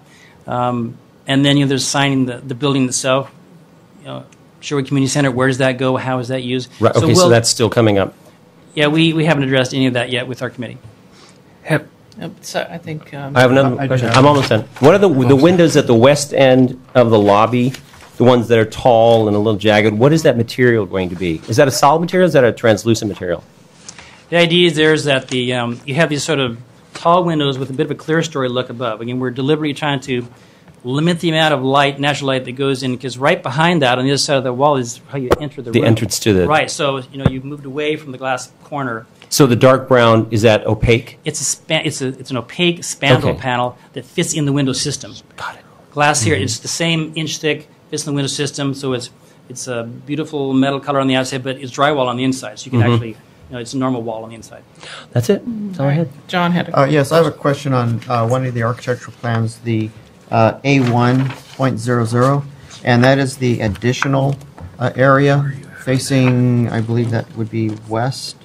It's the additional backstage, alternate 5. Can you explain, kind of give us a little purpose of that? What was the plan sheet again? It's the land use site plan A1.00. And ask your question again? Could you explain a little bit about the purpose of the addition that's proposed, or it's an alternate number 5? Oh, sure. The idea was this, the new footprint, as wonderful as it is, the accommodation for actors and sort of back of house is still fairly limited. It's still basically about a 12 by 20 space. It's not a really long back of house space. So the thought was we do have some real estate there that could be used for a future back of house space. More dressing rooms, maybe restrooms, places that you could have larger cast be sort of out, of the public realm, so to speak. So the thought was we reserve that. We sort of think about it in the future. It really just served the stage and functions in. The thought was let's use it for a while, see how this sort of smaller makeup and dressing area works. How does that work really? My guess is in certain shows and certain productions and certain with lots of kids, you're gonna learn you need more space. Yeah. Somewhere in the building over time. We've taken it as far as we can, with the site and with the size that we think is appropriate. But what about the future? Well, there's an opportunity there to expand that. The stage stays the same size, but you build additional room, green rooms and more specific kind of back of house spaces in the future. That's the idea. So I have a question of staff on that. By approving this application, do we approve that option? Correct. Okay. Maybe that's something. That's a really good question. And how does the design of that option? What does that look like? Or how does it factor in? You can consider it as would it be another option, site that plan? It's an approval option, and they could come through as a minor modification. Okay. I'm not sure of the square footage, but it looks small enough that it would qualify as a minor modification. Okay. Oh yeah. Yeah, I see it. It doesn't. It's not that big, but yeah. Okay. I see it there. We don't have any. I just have one quick question. Have you, when you put together this color scheme, did you look at any other combinations of colors as far as anything darker in the brick category or the cement plaster? We did, and we looked at a variety of things we might say high contrast scheme versus a little less contrast scheme, and in the end we chose I think a palette that is a little more friendly. The higher contrast scenes were more dramatic, where you take the elements you see, and some are darker and some are lighter, and they were sort of dramatic. But it didn't seem to fit the character, what I consider sort of the friendly color palette of Sherwood, Old Town, is warm tones. There are a variety of them, but they're all sort of in a certain range of golds to browns to to reds, that sort of thing. So we wanted to stay in that palette, if you will, to complement that way. So for that reason, we didn't go like charcoal brick or something like that. I was thinking more the like this building with a darker color of red brick versus what you have with the lighter veneer. We could have. And we thought maybe it would be a little too much of a clone, too much of trying to mimic a public building right across the tracks. We thought, well, it needs to have identity of its own in some way, and that's one way to do it. Okay. All right. I just have one additional question. You almost made it. Sure, no problem. The fabric canopies. What was your envision as far as fabric versus a structural or more of a solid type canopy? It's fabric over a steel frame, right? So it does have a solid backing.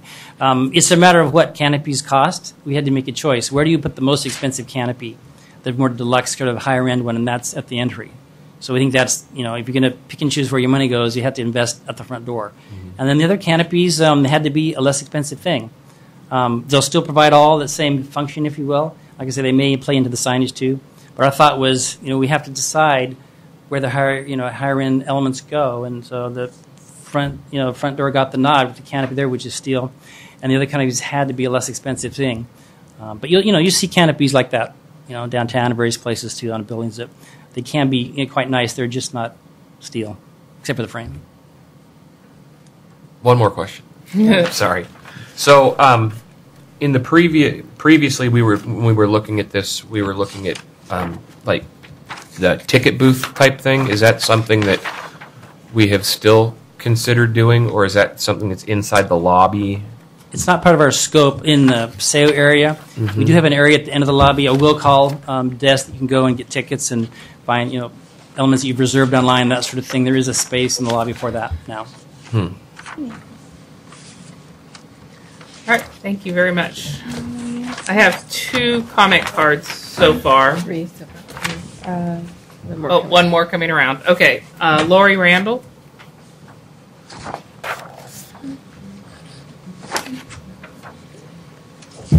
Oh, I'm overbaiting your space. Hi, Lori Randall, and I live in Old Town. This is what I was trying to get you guys to look at. Mural. There's an obvious something to put on the blank sides. Okay, doesn't have to cover the entire side. Could be, it's something I just wanted in Old Town forever. It's something Main Street was looking at. I think that would be perfect to have little murals, above the tree lines, above the plantings. That takes care of your blank space. It's more pleasant for the neighbors to look at coming from that side. Okay. I'm curious, if we're at 396 seats, are we now going ADA compliant and there's an elevator in the building? You have to be over 400.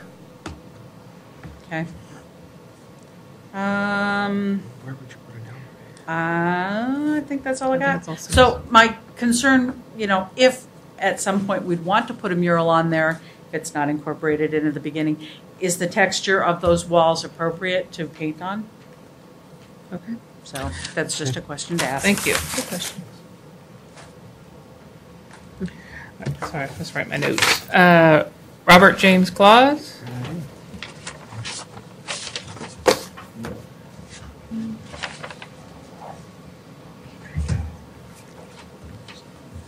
Robert James Claus, 22211 Southwood Pacific Highway. IAPA, this ain't, where's Louis Cohn where you need him? This is going to fit in real well with this tin thing they park equipment in. It's going to carry the theme forward. I hope you're aware that you're the Robin Hood Theater, which is a historic building bigger than this. The entire amount of money to bring that to absolute state-of-the-art was $900,000. And this excellent staff saw reasons to tear it down. And now we're trying to build this. So with that in mind, I'm going to request a 2-week continuance so I can get in some written comments, because if you're going to try to change this PUD, I think I'm going to want Luba to look at it. So I want 2-week continuance. Get in additional comments. Let me tell you, anytime anybody shows you a colored rendering, they're conning you. That's why I mentioned Louis Kahn. Most of you probably don't know who he is because that was his competent architect. Where's a model for this? You got conned on this building over here. You notice how I'm saying it? They could have taken an orange box out of Safeway, put a roof over it, thrown a little T111 on it, and you'd got it. That was signed 3 years before it was ever brought to the public, but we held a hearing on it. We had this big hearing when all the time it was a signed contract. This is another done deal. We need to know it. Number 2, rule 1 in any public project is do no harm financially. You've asked about 15 questions and you haven't got any answer on the retail. You've got no analysis on it. It's just another liability. In other words, we're building something for the staff so they can add their 40% and continue to take money out of our budget. Let's stop that. Let's get a model of this first so we can look at it. You're allowing tin, sheet metal, and that's architectural? Oh my. Well, I guess when you build a Walmart, you call it a shopping center, you can do that too, and you drop all your landscaping into your design because everybody knows the people going to Walmart aren't going to want anything called aesthetics. So we might as well continue it. This building is another joke. You don't have any finance on it. They're now changing the PUD because they wrecked $900,000 in the building. They didn't have the brains, that is, the engineer didn't, to get a structural report before he spent our money. Why don't you handle something professional for a change? Just once, get a model of it, and then look at it. You might get a big shock. This thing is junk, and it's more of the same. I cannot understand what is going on in this town, that they bring Mickey Mouse with these color crayons here, just like they did with the slum tenement, just like they did with Walmart, and you people are debating it. Why don't you get something up here they're stuck with, like a model? That would be professional. I don't even know what to say about the finances on this, but I do know we're going to get more of Gauls and Goebbels treatment, where we're going to get a big blast at our money telling us how beautiful this is. And by now, if you don't know, they're planning against the automobile in a suburban community, when right now the commercial automobile is going to push out public transportation. There's going to be more pollution coming out of public transportation next year than there is out of automobiles, and we're not planning for automobiles. And this is a suburban community. Good Lord, why don't you just reject and ask them to rebuild the Robin Hood Theater? All right. The last one we have is Nancy Taylor, and bring it around.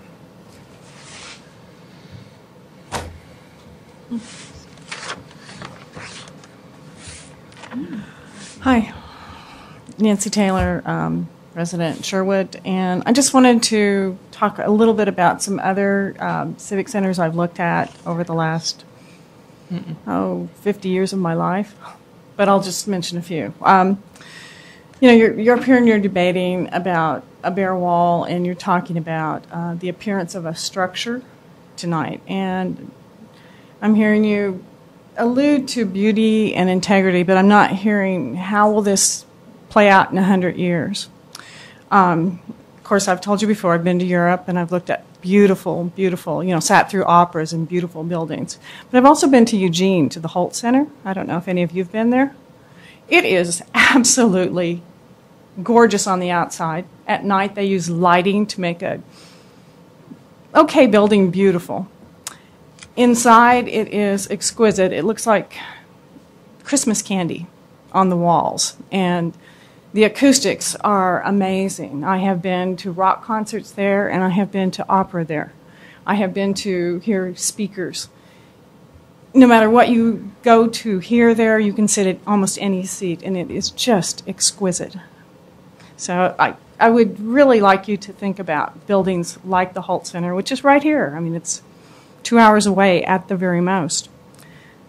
Another very impressive place, which is in driving distance, is the town of Edmonds has a beautiful civic center. If you've not been there, it takes your breath away. I think they had to dip into the library funds when they built it, but they still built one of the most beautiful centers I've ever seen. I haven't been to a performance there, but I have been inside, and it is absolutely beautiful. When I lived in that area, I made sure that I went to it. I'm going to talk about one other center that I would, if I were you, look up at least online and look at it, and it's called Fiddler's Green. It's in Denver, Colorado, in the Denver Tech Center area. I've been to, again, rock music concerts there. I've been to Yo-Yo Ma played there. I've been to a lot of different performances, and it was probably one of the most spectacular outside venues. When I look at this drawing in front of me, you know what I think of? I think of some place where I would park by the side of the road, go inside, look at some little rocks, specimens, pay my 50 cents, whatever, and literally, I don't know, I'm not seeing pride in this. And I'm talking now as a citizen that's going to help pay for this one way or another. And I'm trying to give you examples of 3 places that are just outstanding.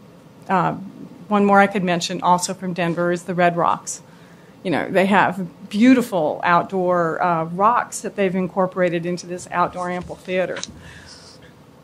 I don't know. As a citizen, I really hope we can do a little bit better. Maybe we wait a little longer, put a little bit more money in it, find money someplace else. I know we're very good at looking for more money, asking for grants, talking to people. This could be fantastic. So I really, if you don't want to look at those, just Google magnificent civic centers, and they'll come up with some beautiful things for you.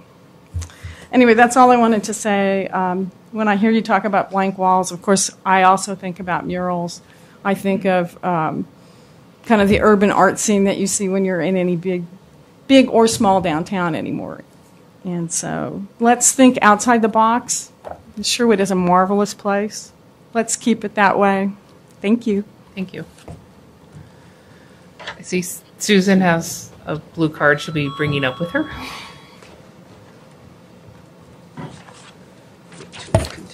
Susan Claus Sherwood, and I apologize, I have a bad cold and bronchitis, but I have a few comments. I mean, one of this is the tragedy of this all. When we first started the urban renewal, it was supposed to be a $35 million project, and we had committed to $20 million of that for our arts center, and it was supposed to be this big, beautiful, wonderful signature part of our old town. And we started that in 2000. In 2003, in the confines of a very small SURPAC meeting, Jim Patterson and Ross Schultz changed the direction of our urban renewal by, instead of us deciding as a town that we were going to work on the Arts Center, that was the real reason that we were doing the urban renewal, it's turned into a bunch of projects so the staff could get overrides and so they could keep employed. And so we could put a lot of money back into the general fund, wash it through the urban renewal district. And here we are, the last $2 million. This is a poor excuse. This is not a community art center.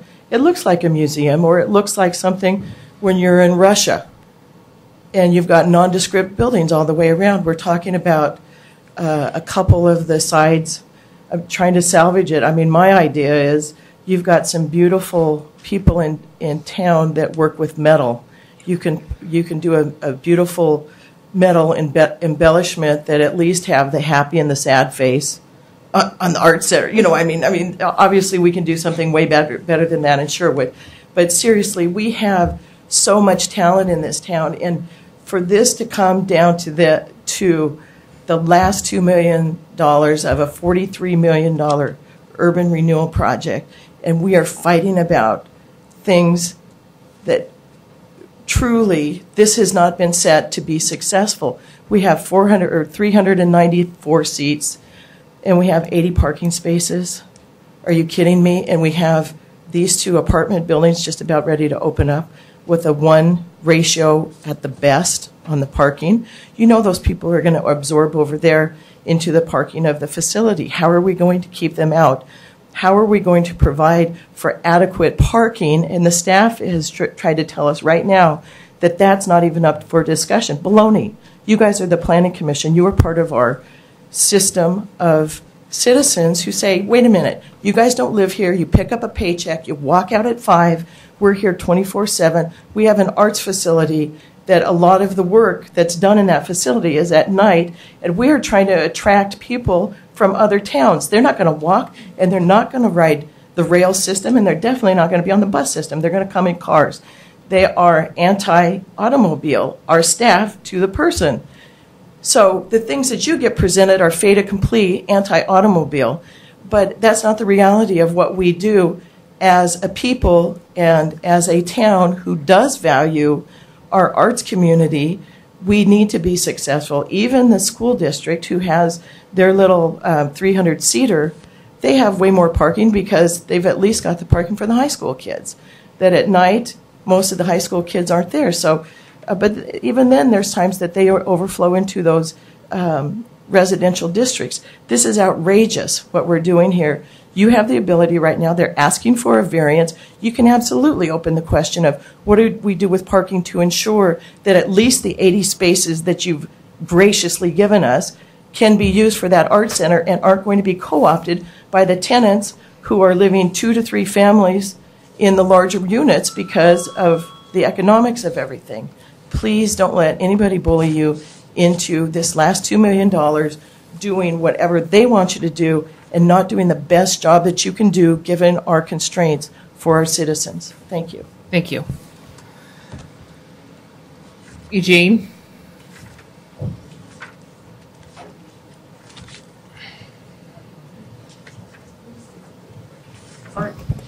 Can I just say for the record, the council's sort of changed their policy on people testifying and they don't have to give their address, and that's fine if you want to, but I just want to make it really clear that for the record, if you want to receive a notice, if you want to receive a notice of decision in the mail, we have to have your address, so make sure that if you don't say it on the record, that you clearly write it on your form. We've had to kind of go back and look through past records recently at the council level to do notice. So I just want to put that out there for everybody.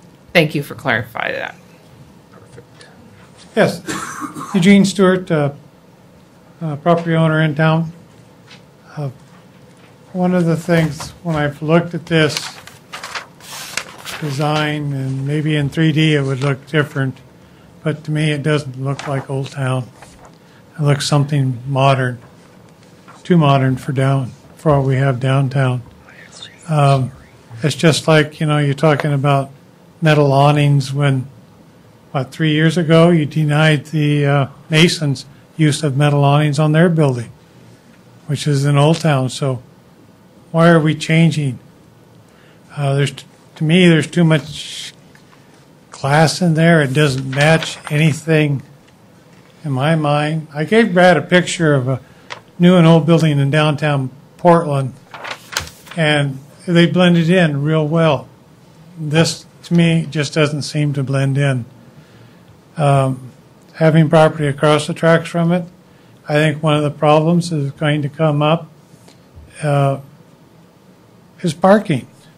Okay, maybe you say you're not supposed to look at that, but let's get reasonable. If you get 390 people there and an average of 3 people to a car, you got 130 cars plus support staff. What happens if there's something else going on downtown? Or if we're on the other side of the tracks, we're not supposed to have anything going on so that you can have all the parking?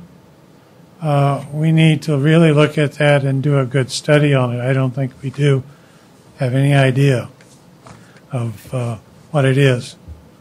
And so I think Susan's quite right in that you need to look at that. I also think that it's a good idea if you had a 3D model, maybe you could envision a little bit more than just a flat drawing There again, like I say, it doesn't look like downtown Sherwood, and that's it. But the people that did all the work on this, I know they put a lot of hard work in, but I don't think they reached out to enough of the community to bring them in to see if they thought it was a good idea or not. And I really question whether or not you even met gold 1 for citizens' involvement in this whole plan.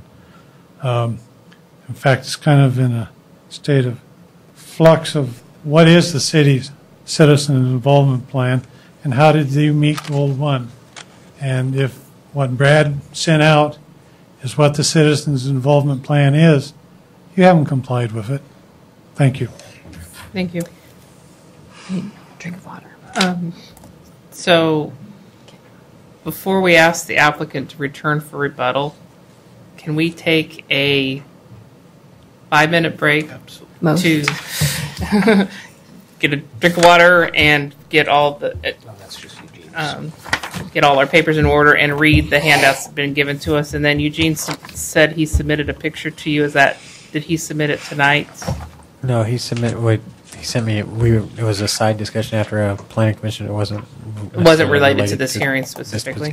Right. Okay. So we'll take a 5-minute recess at this point. Thank you. I am dying first too. Thank you. Yes. How do we get Russ to share his water down here? I'm coming. I'll pass him over. Russ Coming. always sits down by the water. All right, John, there's What? one. Snacks. Okay. Thank you. I'm definitely going to get a snack. Thank you. Everybody, just send them everybody. That one's for. You want one, Mike? Yes. Yes, I think Beth would like one too.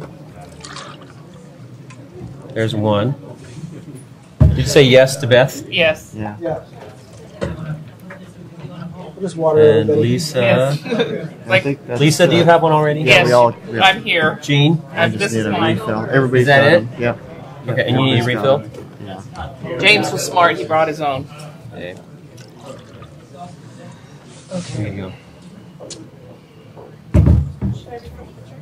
I think we're good. I think we're okay. Yeah. We're on our last leg here. I'm going to go get a munchie meal, I think. You're not coming to talk about this to me, are you? Oh, good. Did you volunteer for the transportation? Yes, I did. Very good. Thank you. What happened to citizens' comments? You gotta have a dozen people. that say- Do you ever remember Chris Right, Wiley? but we wanted to get the She used to be hearings our done. recorder. She put Yeah. Don't do that again. All right. I don't know. Yes. I don't. And I know the hearings She's are working in important. transportation planning in Maybe have 15 Tiger. minutes. Great. Yeah, so that Yeah. was good. Nice. Well, I don't see a lot of issues on her. Yeah. It is Nothing well else just going on. concerning the incident. This You is said so already. neat. Uh-huh. oh, Then Bill, You don't want those. Yeah. Yeah. Sure. I appreciate your comments. We got Just time. Yeah. We were. Let's get rid of more. When are you going back up to Alaska? I just came back last month, so we went up and we got to see glaciers by land, sea, and air. It was You're a pilot. That scares me. I've never go for the small plane. I watched this show on TV. It's really cool. It's on the Weather Channel. It's White Plains Crash. Oh, wow. Get an eye on that one. Oh no! Don't tell me about that. Almost 80% is human error. Oh, I would. It's just a few things. Fire is the one that's been a biggie too. But it was funny. This one, I don't know if you ever remember the Swiss Air that went down off of Halifax. The only reason that happened was they went to those TVs behind the seats, and when they did the wiring, they didn't plan on it being so hot because so many people would use it, and it just a spark. Wow. That's like, I forgot, I'm sure I was watching about pilots from World War II. And this guy was flying a PB-1, you know, and somebody told him you could slip wing it. If you did, you'd crash. They slipped it. He did. And he flew underneath the Keystone Bridge. Oh my gosh. Under the Keystone Bridge? Yeah. Wow. And after the World War II was over, he became a minister. I know someone who's flown under the Golden Gate Bridge in a Piper. There used to be a resident here in town. He flew the P-51s. I'm gonna grab the little One of the little kids. Do you fly much? Nope, I don't fly. 63. I like to watch the shows. Oh, yeah. No, I feel so, actually, I feel better. She poured. I hope it didn't rain here. Those guys. Poured it and and she did not want to leave. She wore it. I just My dad was. He fought in World War II and the Korean War. Yeah. It's good. It's nice. I had one uncle was on the Arizona, didn't make it off. Oh, no. I had two uncles on it. Yeah. They were in the Marine Corps. Yeah. And their hitch was up in 38, and one went up at Grand Prix, shipyard, Marine Western Navy station back there. Oh, yeah. And if it had been the Sunday before or the Sunday after, he wouldn't have been on the ship. He was right there. Oh, Motorcycle. really? One Oh, of his wow. buddies there that was in the Army. Oh, really? Wow. And I had another uncle who was on Lonsdale. What? During World War II. Uh-huh. And he didn't know whether he was going to get shot to death or starved to death because they were stuck on the beach for 2 or 3 days. He couldn't move on. And anyway, he came back to Fort Lewis. And one of my cousins, who never went overseas, but he was up outside the den. And then he was up in Fort Lewis. And he never met Uncle Tom. We knew we had Uncle Tom was coming back, so they made arrangements. very loud food we have there. They're going to meet at Beverly at the flagpole. My cousin. Get over here and We are. I left my water over there. I refilled it. Yeah, I refilled it. Thank you. So I think it's been 5 minutes if we can get everybody gathered back in their seats. I gotta leave a little early tonight. I'm getting up before we go fishing. Oh, My time where. But we have a meeting. No, you guys got all night. Ours is getting, they're there. That's what time you guys leave at 9:30? No, we have to ask permission. We have no staff, so we could probably whip right through the rest of this real quick. We're actually 20 minutes from downtown. We need to start doing that. We probably, Gene, should wait until. Yes, I am waiting. Oh, there they are. I see you munching. What is that? What is that in your mouth? Same thing you had in yours. I know, it is. So, is everybody back? No. We're missing a. Here he comes. That troublemaker. So, while James takes a seat, I just wanted to.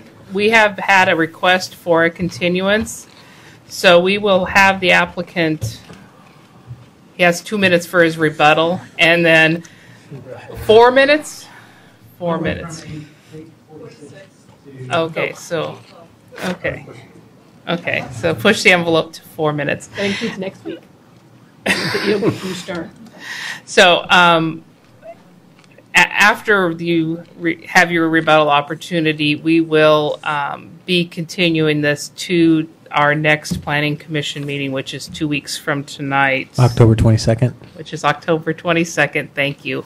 And so, anybody who wants to submit evidence for that hearing can do it anytime written between now and then or at the hearing on that date. So, it's continued, so the record stays open for 2 weeks. Okay. So, applicants. Thank you. So, in conclusion, after listening to the public testimony, we just want to remind the Commission that this is a major modification and that limits the scope of what's being under review tonight, and that it's the Commission's authority to look at the approval criteria and the code and apply that to the project. And we didn't hear anything in the testimony that directly addressed any of the approval criteria or the code that the project does not meet. And the staff has agreed that we do comply with the code and the approval criteria. And again, we just want to emphasize we had some requests for modification, and we just respectfully request that the Commission consider that in the decision. Would also request that We don't leave the entire 2-week period just for comments.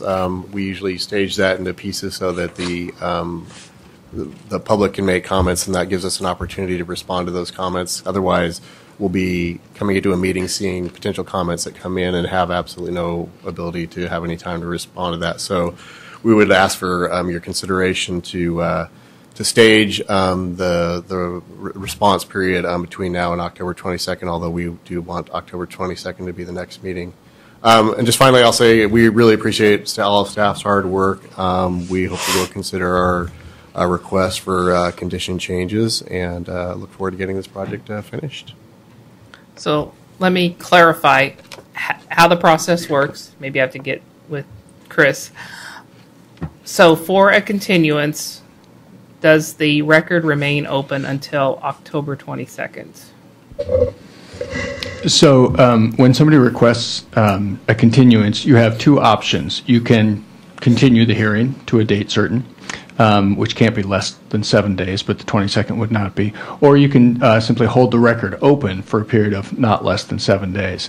So in this case, if you want to, you could hold the record open for additional written evidence or argument that then anybody who wanted to would have an opportunity to respond, or at least prepare a response, and have that available for you on the 22nd. So you can either continue the hearing or hold the record open at your option. Okay. What is the pleasure of the commission? Do you have strong feelings one way or the other? So if you just hold the record open and someone sends written testimony in that first 7 days, then they have 7 days to respond. Can those anyone having submitted an information in those first 7 days speak again before us, or is it all just written at that point? That's up to the presiding officer how you wanted to handle that. So do we want more public comment, or? I believe the scope of this project, and I'm sorry, Tom, but I think it's important that we allow people to speak. And if we are continuing to a date certain on October 22nd, I would like the community an opportunity to speak at that time. We could request that they submit their written record within 7 days, but I think there's enough of us nodding heads that we would accept new evidence at the 22nd, so I don't believe we're going to close it in 7 days. I think we're going to accept new public comments on the 22nd. So there would be the potential on the 22nd that you would have new information brought up that night that they would then need further time to respond to, and we could continue it again. No, we wouldn't. We would not have to continue it. But we could. We could. If they, for example, brought up things that evening that they could not address. Right, but the scope of this project is the exterior plan modification. Okay. I wanted to make a comment. I know we lost some of our public that had testified, but I just want to remind the public that I know budget things were brought up and other things were brought up, and I like to remind people that really the Planning Commission's job is to make sure that the projects meet the criteria, and that's what we make our decision on. I know there's a lot of concerns, but budget and those types of things aren't within the scope of the Planning Commission. So I just want to make sure I'm clear. So you're going to leave the record open and continue this to the meeting on the 22nd. Correct. Written testimony you're requesting to be prepared by then. Are you going to take additional verbal testimony then on the 22nd? And how are you going to divide the time up? I guess you can make that decision on the 22nd, but I would say that we'll probably run the same time guidelines that we ran for this evening, that you would have 30 minutes and each person testifying would have the 4 minutes they have. Not that you have to use all your 30 minutes. But there were some good ideas brought up, and so unless there's objections from the commission, I believe we're going to continue it to October 22nd. The only objection that I would have is that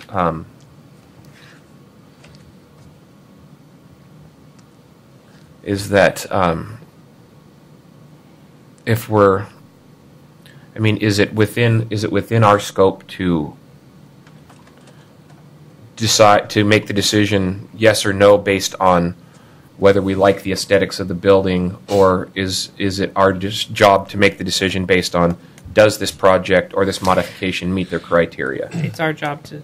Aesthetics too. Chris will answer and confirm my it- statement, but it's a quasi-judicial. We're acting in the capacity of reviewing it as we would if we were a judge in a hearing. And so we have the evidence in front of us and a set of criteria we have to follow. And if they meet the set of criteria, that is what we have to base our decision on. And we can't look, like you said, we can't look at the budget. We can't look at how many seats they have or don't have. Correct, which is why I'm. We can no longer consider parking because that's a closed issue, correct? Which is that true? Can we bring up anything else now that we've bringing this up again? I think you can only bring up the issues that are implicated by the requested change. So unless the proposed new structure will generate more or different trips than the old one, then parking is not an issue. And the traffic engineer already replied that that is not a true statement. Right. So I guess I just want to avoid us continuing to the 22nd and then continuing again. Right. Yeah, because you're not required to continue it after that second hearing. Correct. Okay. And in terms of the aesthetic looks of this, that is subjective. That is not code that we have to follow. It's based on the pattern book. And so we can, in fact, decide we don't like the way it looks and we would like it to be purple or whatever. We can't. You cannot? Yes. Because the pattern, if the pattern book was, if we can show that. The pattern book says earth tones, it has to be earth tones. So and materials. We can determine. We can determine that we want more going on the outside. Right. And the variance request is for the glazing part of it. Specifically, right. Specifically. So we definitely can look into that issue. And the way it looks completely different. It is not the building that they brought in front of us when we were trying to.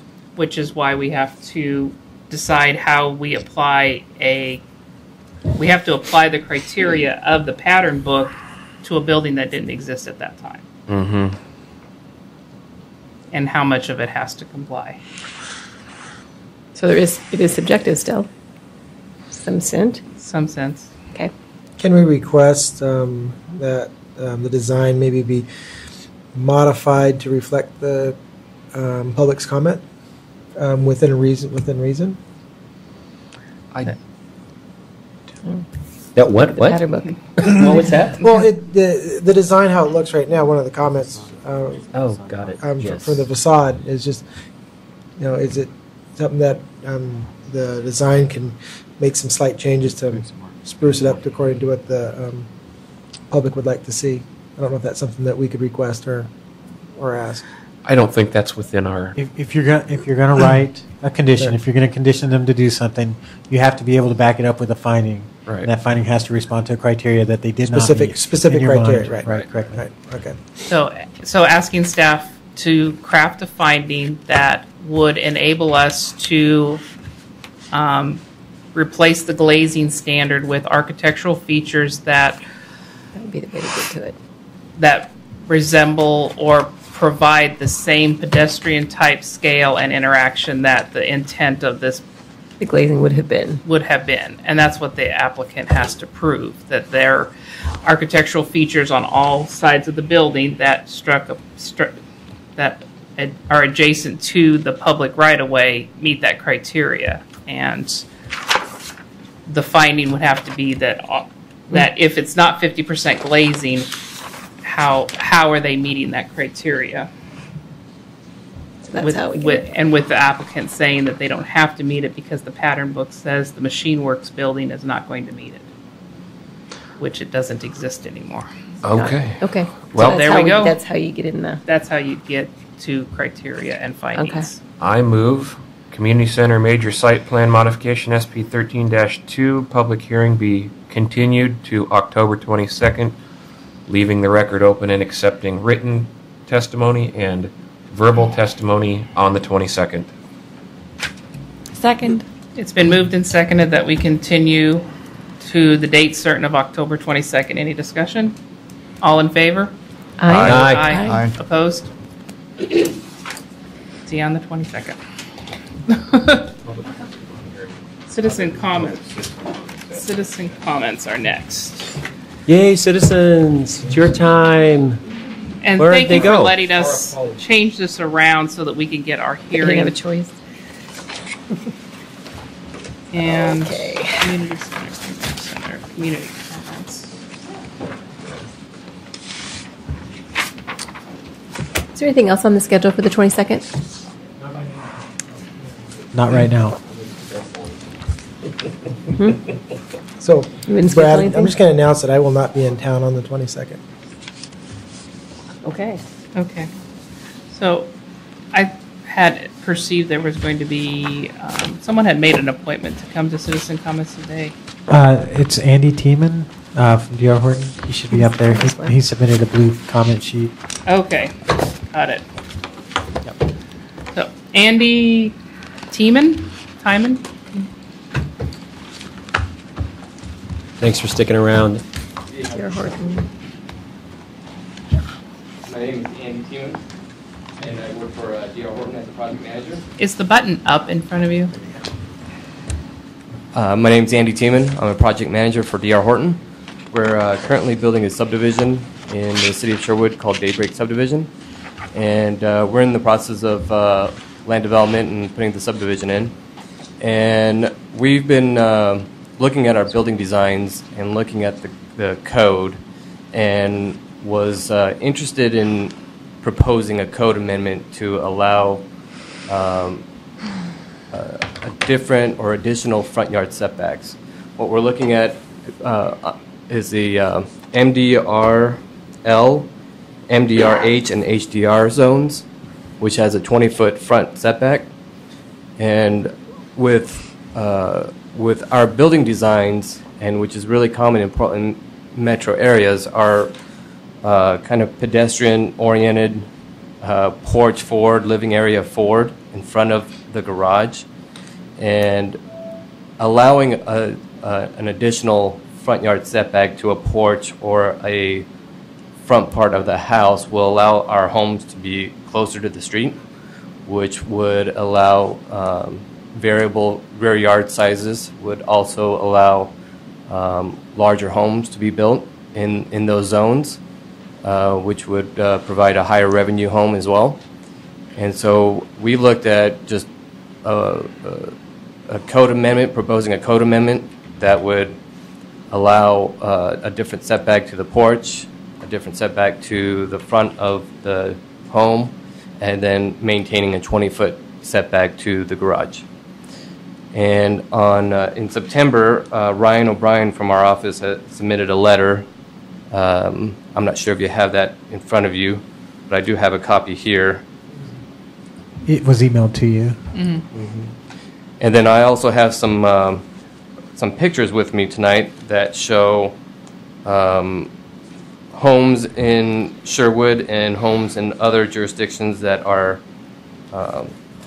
that have that flexibility with front setbacks that we would like to propose with a code amendment. So really what I'm here tonight is to kind of get some initial feedback, because of there's some costs and time associated with doing a code amendment. So I just wanted to get kind of a general feedback, some of your thoughts of, is it feasible, or if you like the way it is now with a 20-foot setback. We build in a lot of different jurisdictions in the Portland metro area, and every jurisdiction that I've worked in has flexibility in the front setbacks to allow porches and houses to be more dominant forward. And so these pictures would show you that you still get a decent front yard. You'd get different size rear yards, as well as bigger homes in those zones. Okay, so single-family homes? That is correct. So the way the process works, I understand it, because it's a code amendment, it would be a hearing through the Planning Commission with a recommendation to the City Council, and they would be the final decision maker on that.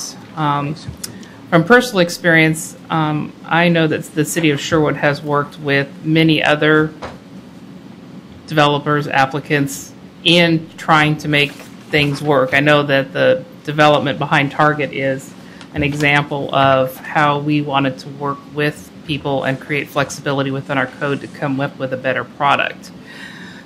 So that being said, I can't answer for what would happen through the process, but I can't, I personally don't see a huge negative in approaching the subject with an open mind. Yeah, and we would have to take it up under hearing, so. Yeah, just wondering if he's wondering if it's worth his time, if we're going to would even consider it, so. How big's the project? What's your... How many homes are we talking about? His recommendation would change the code throughout the entire city. Right. Yep. Right. What's your time frame? Well, we're we're in the process of building the subdivision, so in springtime we hope to start building homes and take advantage of those setbacks. So if I get positive feedback tonight, I would move forward with preparing an application, submitting the fees, and hopefully within a few months we can gain approval of that, and that way in the springtime we can take advantage of those flexible setbacks with our homes. How big of variations are you thinking? Well, currently right now the setback is 20 feet. What we suggested before was going 10 feet to the porch and 14 feet to the front part of the home. That might be aggressive, but we've built many homes with those similar setbacks in like Happy Valley and Hillsborough, and it still has a good street scene with those setbacks. But we would just have to really think hard on what is a reasonable setback to request. I'm hearing interest. I don't want to start the hearings process tonight. Right. But I don't see any reason why we wouldn't look at that. So, and again, the council's the final decision maker on that. So it would need to go before them. But I don't see anybody in protest. So just to clarify, you'd be requesting a 4-foot porch? It would be 10 feet to the porch and then 14 feet to the home. So 4-foot porch. And then 20 feet to the garage door. 20 feet to the garage, correct. Yeah. So you better hurry, because our last code change took us like 4 months, didn't it? Seemed like a long time. Okay. All right. Another question is just, you got the porch and you got the driveway.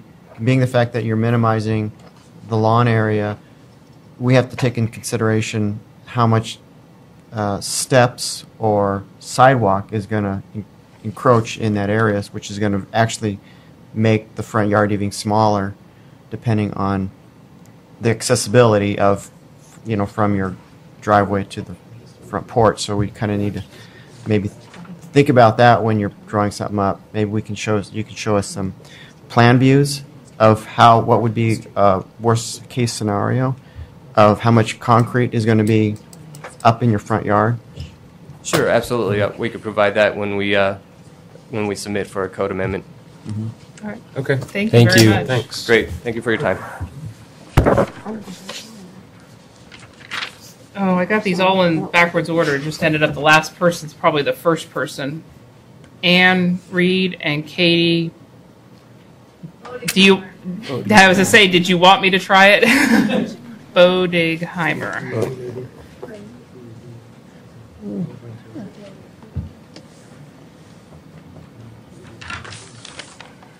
Good evening. I'm Anne Reed. I'm Katie Bodigheimer. We're from Rose's Restaurant and Bakery, and we're here regarding the traffic signal at the Regal Cinema in Albertsons. I oversee operations at the Rose's Restaurant here, and Katie is our general manager, as well as grew up here in Sherwood. Our restaurant has been in our location at the Sherwood Cinema Center for over 10 years. We serve and support this community wholeheartedly to our amazing customers that come in the restaurant and those we cater and deliver to. We also support the Sherwood community through local events, schools, athletics, and donations to nonprofits. We have weekly specials for veterans, seniors, and kids. We also sponsor the Robin Hood Festival and the Onion Festival. Not only do we have a 10-year history here in Sherwood, we also are promoting the 80-year history of Rose's through this restaurant. It's the last remaining Rose's restaurant in the area, and we're working with local bakeries and and within our own, with our chef and just our management staff, to promote a lot of the original Rose's recipes. So we're trying to bring a lot of those back, and it's all going to be based out of the Sherwood restaurant. We have over 40 employees, so this means a lot to us, the access and changes that happen that could affect, that's a lot of employees for one restaurant, and we're looking at building from that as well. We're a local business that's highly concerned with accessibility to our restaurant, our customers, and our employees. Also to that of our fellow tenants in the Cinema Center across the street. We've had some time to review our thoughts since the last City Council meeting on the 1st. We're still deeply concerned not just about the light removal, but the accessibility to the Sherwood Cinema Center. We want to do all we can to save our signal, or at least have a good alternate option on the table. Baylor coming in on the easement in front of Les Schwab doesn't make sense to me. It's hard to imagine stacking hundreds of cars that will be here during our dining times for lunch and dinner, and the amount of moviegoers that will be coming or leaving Regal Cinema at the same time. Also counting in the customers that will be coming or going from the other restaurants and businesses. It's a full parking lot at times. It seems like it creates a traffic safety concern, and also the pedestrians that will be crossing as well. Going somewhere else could be more convenient to our customers, especially it will be hard to gain new customers. Again, we employ over 40 employees, and if revenues drops, this will affect their jobs as well. And we need your help in contacting Washington County and having them reopen the decision to remove our signal and give the Sherwood community a chance to review options with the county to keep the signal, or at least give a safer and confirmed better option for accessibility. Katie? Just to add to that, I'm the general manager. I've lived in Sherwood my whole life. I grew up here. My parents are still here. I graduated from Sherwood High School. So Sherwood's a big part of my life, and now I work here. And so I'm kind of just speaking on behalf of my employees, my customers. We keep being told that this is not a city issue, but it is. The city of Sherwood, the people that live here, they don't want the light taken out. So making sure that we have the backing of the people who can control that would be nice, because it's upsetting to us that our voice is not being heard, maybe, or people are not seeing what we think or how we feel. We just want to make sure that everyone realizes if the light's taken out, that's really going to affect us. People are talking about there's a different approach that they'll do or something so people can still get in. But the main point is we need the light. The signal is the big deal. And so making sure that whatever is proposed with taking the light out, ask us about it. Ask the people who actually work there, who live there, who go there every day, if it's something that is reasonable or that we think is a good idea. So we just want to make sure, we just want to have the backing of people that it's a big deal to us, that we don't like it. Thank you. Did you hear about the meeting on the 16th? Yep, we'll be there. So, were you invited with any of the other discussions with Washington County? Were you part of any of those other meetings? Our first meeting we came to was the one on October 1st. We were not, after the decision was already made, we were never approached as a business and how it would affect us. Because you're tenants, not owners. Okay, yeah, that's I understand. We want. So I would ask the staff how, as a planning commission, we could take action. And they might not have an answer tonight, but I know it's a council decision to do any funds. The council would have to do behind it. So as a planning commission, I think we need to know through staff how we can help. It's a good question. I guess we'll have to go back and we have to discuss it and see. I mean, I guess ultimately it's going to be up to the council to decide whether or not we want to push this forward or not, or strongly advocate against it as a city.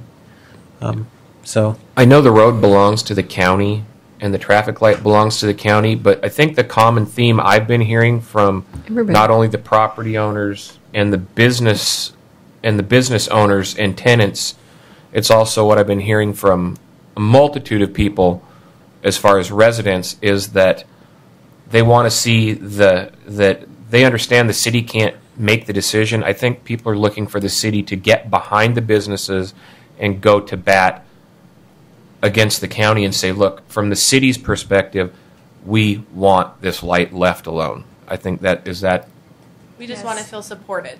So, It's our main access. I mean, And so I mean, are we able to, I guess as a planning commission, are we able to provide a document or something to send to council that will be effective? I'm not sure. That's something I'd have to talk to other staff about, and I mean, if you're comfortable that you're representing 18,000 people and that's the choice that they want to make, Well, that's what the county has to do, right? I honestly feel very comfortable saying that I support leaving the light there, and that would be the opinion of 18,000 people, because I've heard from so many people that.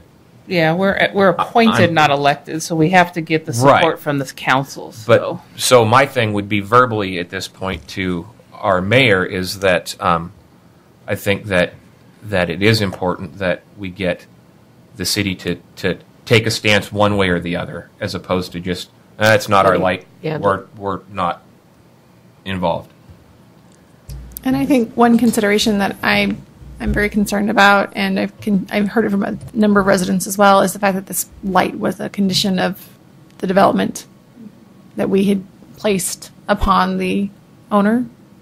That's right. She came and said And, that. and so that's The county actually placed that condition, if I'm not mistaken, the attorneys here.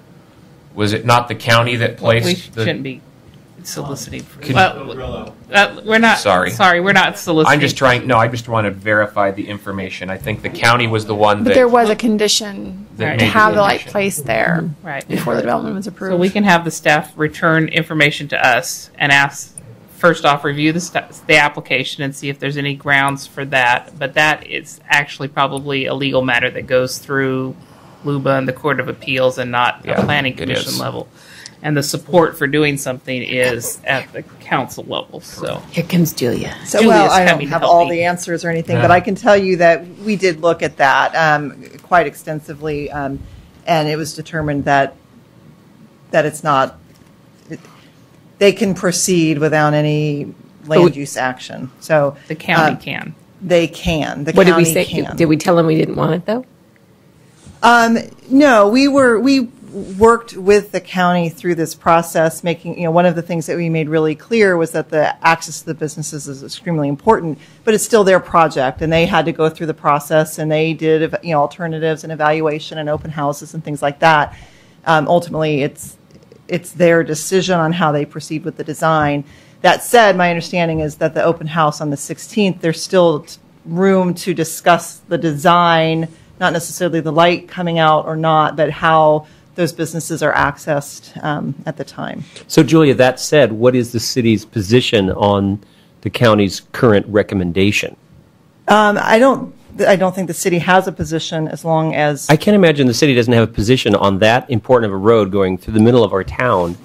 Either they like it or they don't like it, or are we helpless? We or want we the intersection to improve, and we don't want it to 99 be at and the 12th and detriment. Sherwood Road? Right, and we have made it clear that the businesses need to continue to have access. So we really haven't come out and said to the county, But this is how we feel. It's a council. It's the council. It's Right. Well, that's what I meant. Not we, us, but them, us. To council. So, Is there also an opportunity for council to approach ODOT and having one of the approaches be a write-in off of Highway 99? And are we able to encourage either through the TSP process or some other vehicle that the Planning Commission can recommend some sort of something to the council so they can hear us in a formal setting?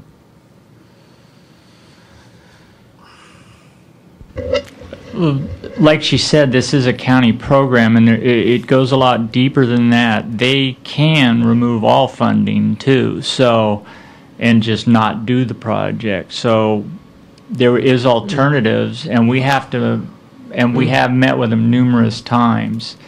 But bottom line is, their decision is their decision. We can take a stand one way or the other. But at this time, we're just trying to work through the process with them to find alternatives. Okay. So the worst thing I feel we could do is demand this from the county, and because they're very, I could say the money could go away, and we want it to be a steward of the businesses because they are the backbone of the community. So we are making our feelings heard. But bottom line is they're going to do what they want. But we are giving them more alternatives. And I believe we even talked this, Tom, you've been talking with them. This is more of an engineering type road thing, and we just get a few of the little design things. And I'm going to go to the meeting down at the police department too, because up until just recently, we were really not heavily involved in it. I know that planning's been more involved. We've been involved. We have not necessarily been overly influential. Correct. Just like dealing with other organizations we deal with, like I don't want to mention Metro, ODOT. It's we give our suggestions, and oftentimes they ignore them. But we are working with them the best we can. Okay. I'll also, if I may add, regarding the alternate access, we are working with them to try to explore options. They've submitted for a transportation system plan amendment to help facilitate the Baylor extension. We also heard at the last council meeting, actually someone testified, I'm not sure if he's here this evening, about emergency access and concerns there. And that's a wonderfully valid point in why we want public involvement. And we will make sure that we're conveying those concerns to the county through this process, and that might be some options for additional, at least emergency access into that site, and maybe even other access from 99. But it's all, it's really the county's project, and we can support where we can, but and we can encourage where we can. But ultimately, at the end of the day, it's their decision. But it doesn't seem like it's in the city of Sherwood, so they wouldn't come to the city of Sherwood at some level and say, "What do you think about this plan?" But they don't do that because it's their plan, or we don't interject, or we don't have an opinion. We're just trying to get through the process. There's been a process all along. So throughout the process, the public has been able to chime in on the plans. Right. We've chimed in and said. But the county sort of come down to kind of a final. Well, they had to make a decision. And so now, how does the city feel about that? So that's what I'm trying to get at. And that's a council decision. So staff can't make it. Yeah, but it just seems like between Julie and the mayor, I didn't really get. We like this plan, or we don't like this plan, or I didn't get any of that. I thought we were sort of like. We don't want to alarm the county. We don't want to offend the county because they might take the money away. Well, I guess you can equate this to when you go through a planning process or a TSP process. It's a process, and when you get to the end of it, you understand what went into it. Yeah. Right now, what you are hearing is one little piece of a big process, and so I encourage you. We can certainly get you more information that so that you understand really what went into the decision making that the county did, what went into the process, what considerations and factors they've gone through.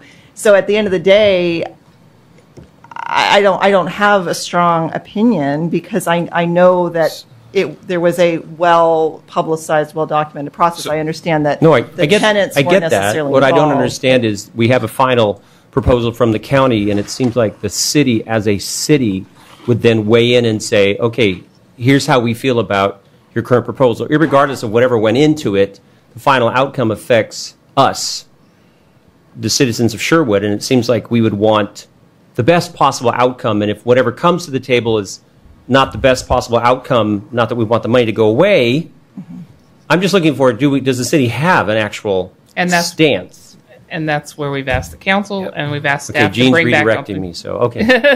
Well, I agree, but I agree but I with don't you think we can because fix it because tonight. I think the city should take a stance one way or the other. I understand there's a process, but for the city, to be backing its businesses, the impact to losing access at that point it's common sense obvious to anybody who looks at that on how that would affect those businesses.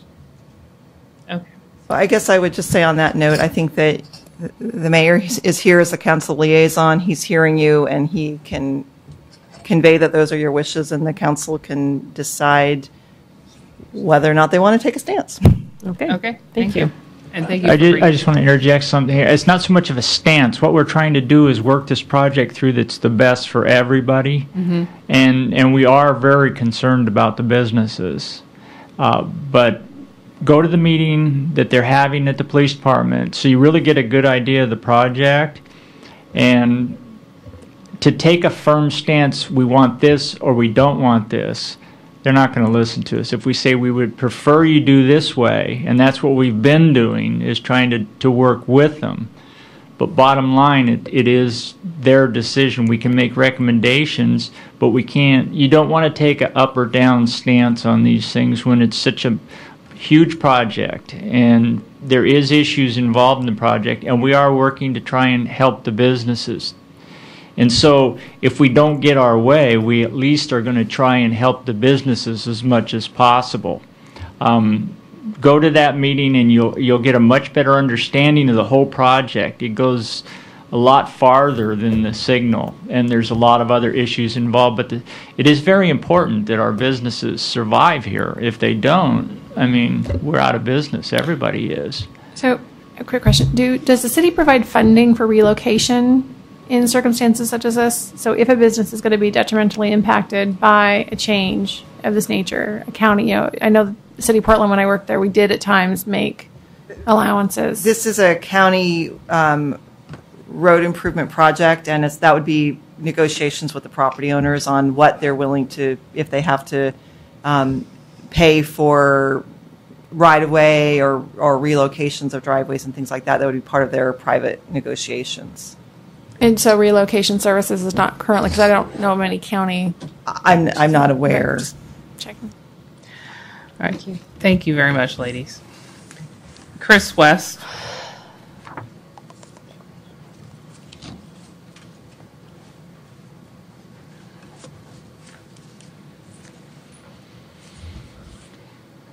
My name's Chris West. Is that on? Yep. Is the button up? How's that? Very good. My name's Chris West, and I'm here to talk about the same signal in the same intersection. And I spoke last week at the council meeting. I live at 23779 Southwest Shady Grove Drive, and I've lived there for the last 13 years with my family. I, like so many of the residents in our community, just heard about this decision within the last couple weeks. Clearly, we need to do things as we grow. We all recognize that. But the current limiting factors that are at this interchange, I'm going to call it, are three things. The signal timing at Highway 99 that is driven by ODOT. Second is a single lane of traffic from Teton all the way up to past Les Schwab. And the last issue is a single lane that crosses Roy Rogers. Anybody that goes and stands on the sidewalk outside of Burger King and watches that intersection and that whole interchange at 5 o'clock any night will see where the problem is. It isn't the traffic light that accesses Albertsons and Regal. And removing that light is not going to change the traffic problem. Adding more lanes through is going to do that, especially crossing 99 to Roy Rogers. And as was mentioned earlier in your discussion, is somebody required that light to be there with 2 left-hand turn lanes. And now somebody at the county says we don't need any. You know, in terms of public involvement, what was required of the county was to notify people within 500 feet of the project. I don't live within 500 feet, and I read the newspaper, both the Oregonian and the Sherwood Gazette. I don't remember seeing anything about this till recently when they announced an open house to tell us about their decision. And I also understand that there's all this talk about the Baylor Way extension. Well, who's going to pay for that? Where is it in the process? That's the alternative access for this this complex. But who's going to pay for it? What I'm offering tonight is a draft letter that I prepared for the council to send to the Board of Commissioners. And what I'm asking you as the Planning Commission is to take a motion or move that the council consider sending a letter that specifically asks that the decision to remove the light be withdrawn. Not the whole project, but the decision to remove the light. They're talking about putting in a pedestrian light at that intersection where they're pulling out the traffic light. How is that going to improve the flow of traffic? Anybody that drives down Sherwood Boulevard knows how those work.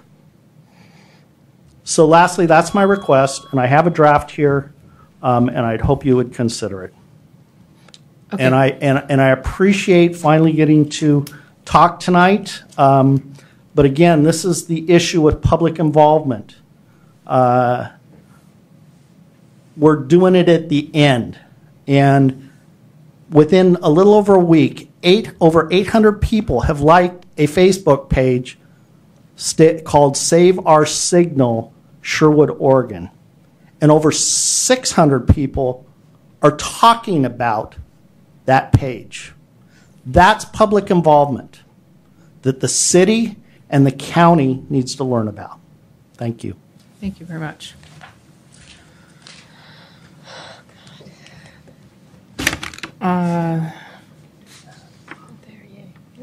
Robert Claus is not here anymore. Eugene. And then as far as the letter goes, we can accept it in, but we can't take any action tonight. It needs to be on our agenda. Eugene Stewart, property owner in Sherwood. One of the things that I remember when land use planning was first involved, Washington County came to Sherwood and they said, within the urban growth area, that's your responsibility. We'll accept whatever you say. And I'm sure we must have some sort of intergovernment agreement, and it seems like we're not looking at what is that agreement, and maybe we do have some say on transportation within our city. You know, it's just, plus I do remember one meeting that they had that they're talking about proposing an amendment to the TSP on how people will get to their property on a road which hasn't even been funded to be built yet. So you're going to create an island of property within the city that people will not be able to access from any road their property. And it's right next to Roy Rogers Road. I mean, I don't understand what the thought process is other than the fact we got to get the road improved and fix it as best we can without maybe looking at the same time what's a longer range program we can go on to make it a much better solution than what we have. I've heard that intersection is one of the busiest intersections in the state of Oregon, from the top 10. And that's kind of a shocker when you think of some of the other intersections, especially around Portland.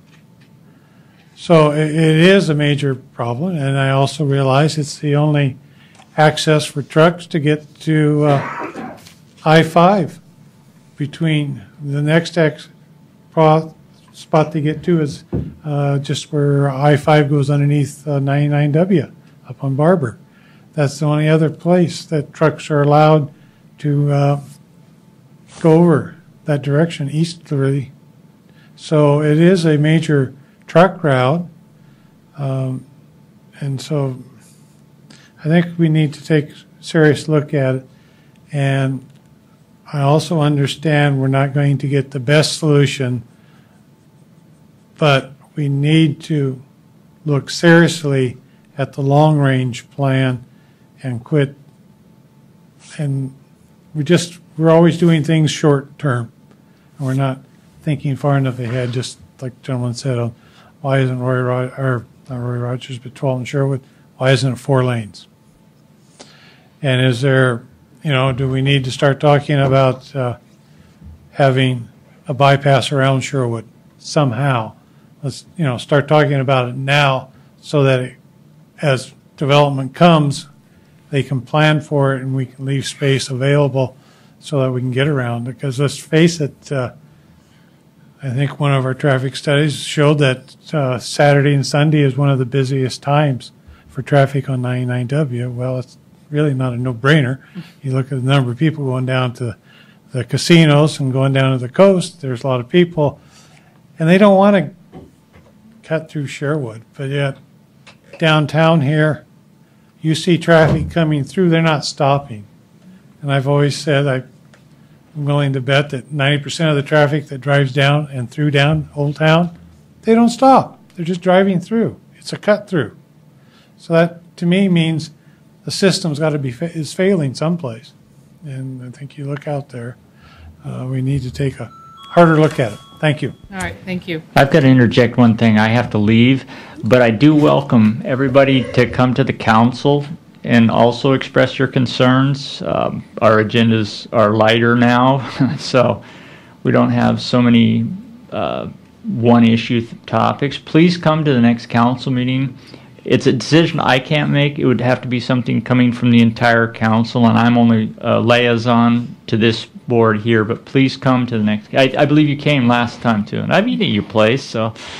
But I welcome you, and I love the public comment and the input. It really helps us. So, and anything can be swayed one way or another, possibly. So please come.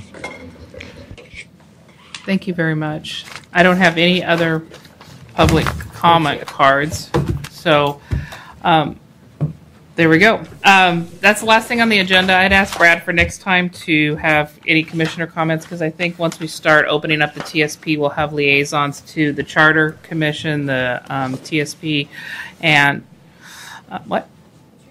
And the Trail Committee, yes, that's right. And I do want to publicly thank Brad for signing me up for the 2 Planning Commission trainings. I went to one on September 13th and September 26th, and I think John was at the 26th one, and it was very informative, and I want to get together with him because there were some things that were brought up that I think as a commission we would be well spent to learn from. One of them was reply all in an email is a quorum, so we need to remember that when we reply all. And so it was just little things like that Chris was there. His firm did an incredibly good job on the 13th, and they had Chris Jacob, Chad Jacobs did the ex parte contact. If we could get that PowerPoint and his what if scenarios, I did learn one thing, and I think I wrote it down. The answer to any attorney's question is it depends. So depends on conflict, bias, and ex parte contact. But those PowerPoints and the information they provided, I think, would be really good for our commission to have. So does anybody else have any other announcements? I just have one question. When do we want to look at these? So what was it? We've got the charter, the transportation for liaisons. We have the charter liaison. We have the transportation one. We definitely need a liaison for the Citizens Advisory Committee for the Transportation System Plan. Just any one of you can email and say, I'm interested, or if you want to just express your interests. The idea behind it is there's scheduled to be 4 meetings. They'll be about 2 hours each over the next 9 months. So it would just be lending yourself to those meetings and listening in to what the citizens have to say, interjecting where you feel necessary, and then ultimately it comes back before you as part of the TSP. It's a legislative amendment, so it'll come before you with a recommendation to the council. I am not privy to the information about the committee for the charter. I guess that would be a question for Tom or Julia. And I can answer a little bit. They haven't formed it yet. The next council meeting, they'll be forming the committee and establishing that they want a representative from Planning Commission and other boards and commissions. And so at that point, then I think we'll will have you check with the Planning Commission. I would recommend that you have them sort of bless whoever is decided rather than just someone And chiming up. that was just my question was, as the planning commission, we want to say, yeah, so-and-so's this Yeah. and so-and-so's that. So a process I would recommend is just, if you're interested, email Brad. He can bring Perfect. it back and say, we had 3 people interested. Is there a consensus on who we want to appoint? Yeah, I would say let's let the council decide what the process is going to be, because they're still considering. On the transportation plan. Oh, I'm sorry. I thought you were on the charter. On the charter. I'm thinking for either one, we need to. Yeah, the council hasn't set the rules on the charter yet, so I Right. would wait till that comes out before you decide how they want to form that Okay. committee. And if nobody volunteers, then I think you guys get to decide by blind vote who you select. Whoever's not here that night. The vote is not on the 22nd. warned. All right. And I should say one more thing. The only reason that I'm pushing hard for this TSP Citizen Advisory Committee is we tentatively have a scheduled first meeting with our TAC and ultimately our CAC on the 21st of October. And this is a really short time frame. We're looking at 9 months amending our TSP. So you're wanting someone to volunteer for tonight? Yes. It's up to you. You can do it tonight or you can do it. Somebody passionate about transportation issues at the end of the table. It's only 4 meetings. Only 4 meetings. Huh? Will there be food? Yes. There you go. Okay. I want to be around. So is everybody okay with Russ? I'm in favor of Russ. Absolutely. Russ, are you in agreement? And I'll be your alternate if you can't show up. Tag team, yeah. Okay. So if everybody agrees, there you go, Brad. We got it for you. Russ, thanks for volunteering. Do you want these bags back before you adjourn this, please? Yes, we're adjourned. Yes, we're adjourned. Yes, we're adjourned. Yes, we're adjourned. Yes, we're adjourned. Yes, we're adjourned. Yes, we're adjourned. Yes, we're adjourned. Yes, we're adjourned. Yes, we're adjourned. Yes, we're adjourned. Yes, we're adjourned. Yes, we're adjourned. Yes, we're adjourned. Yes, we're adjourned. Yes, we're adjourned. Yes.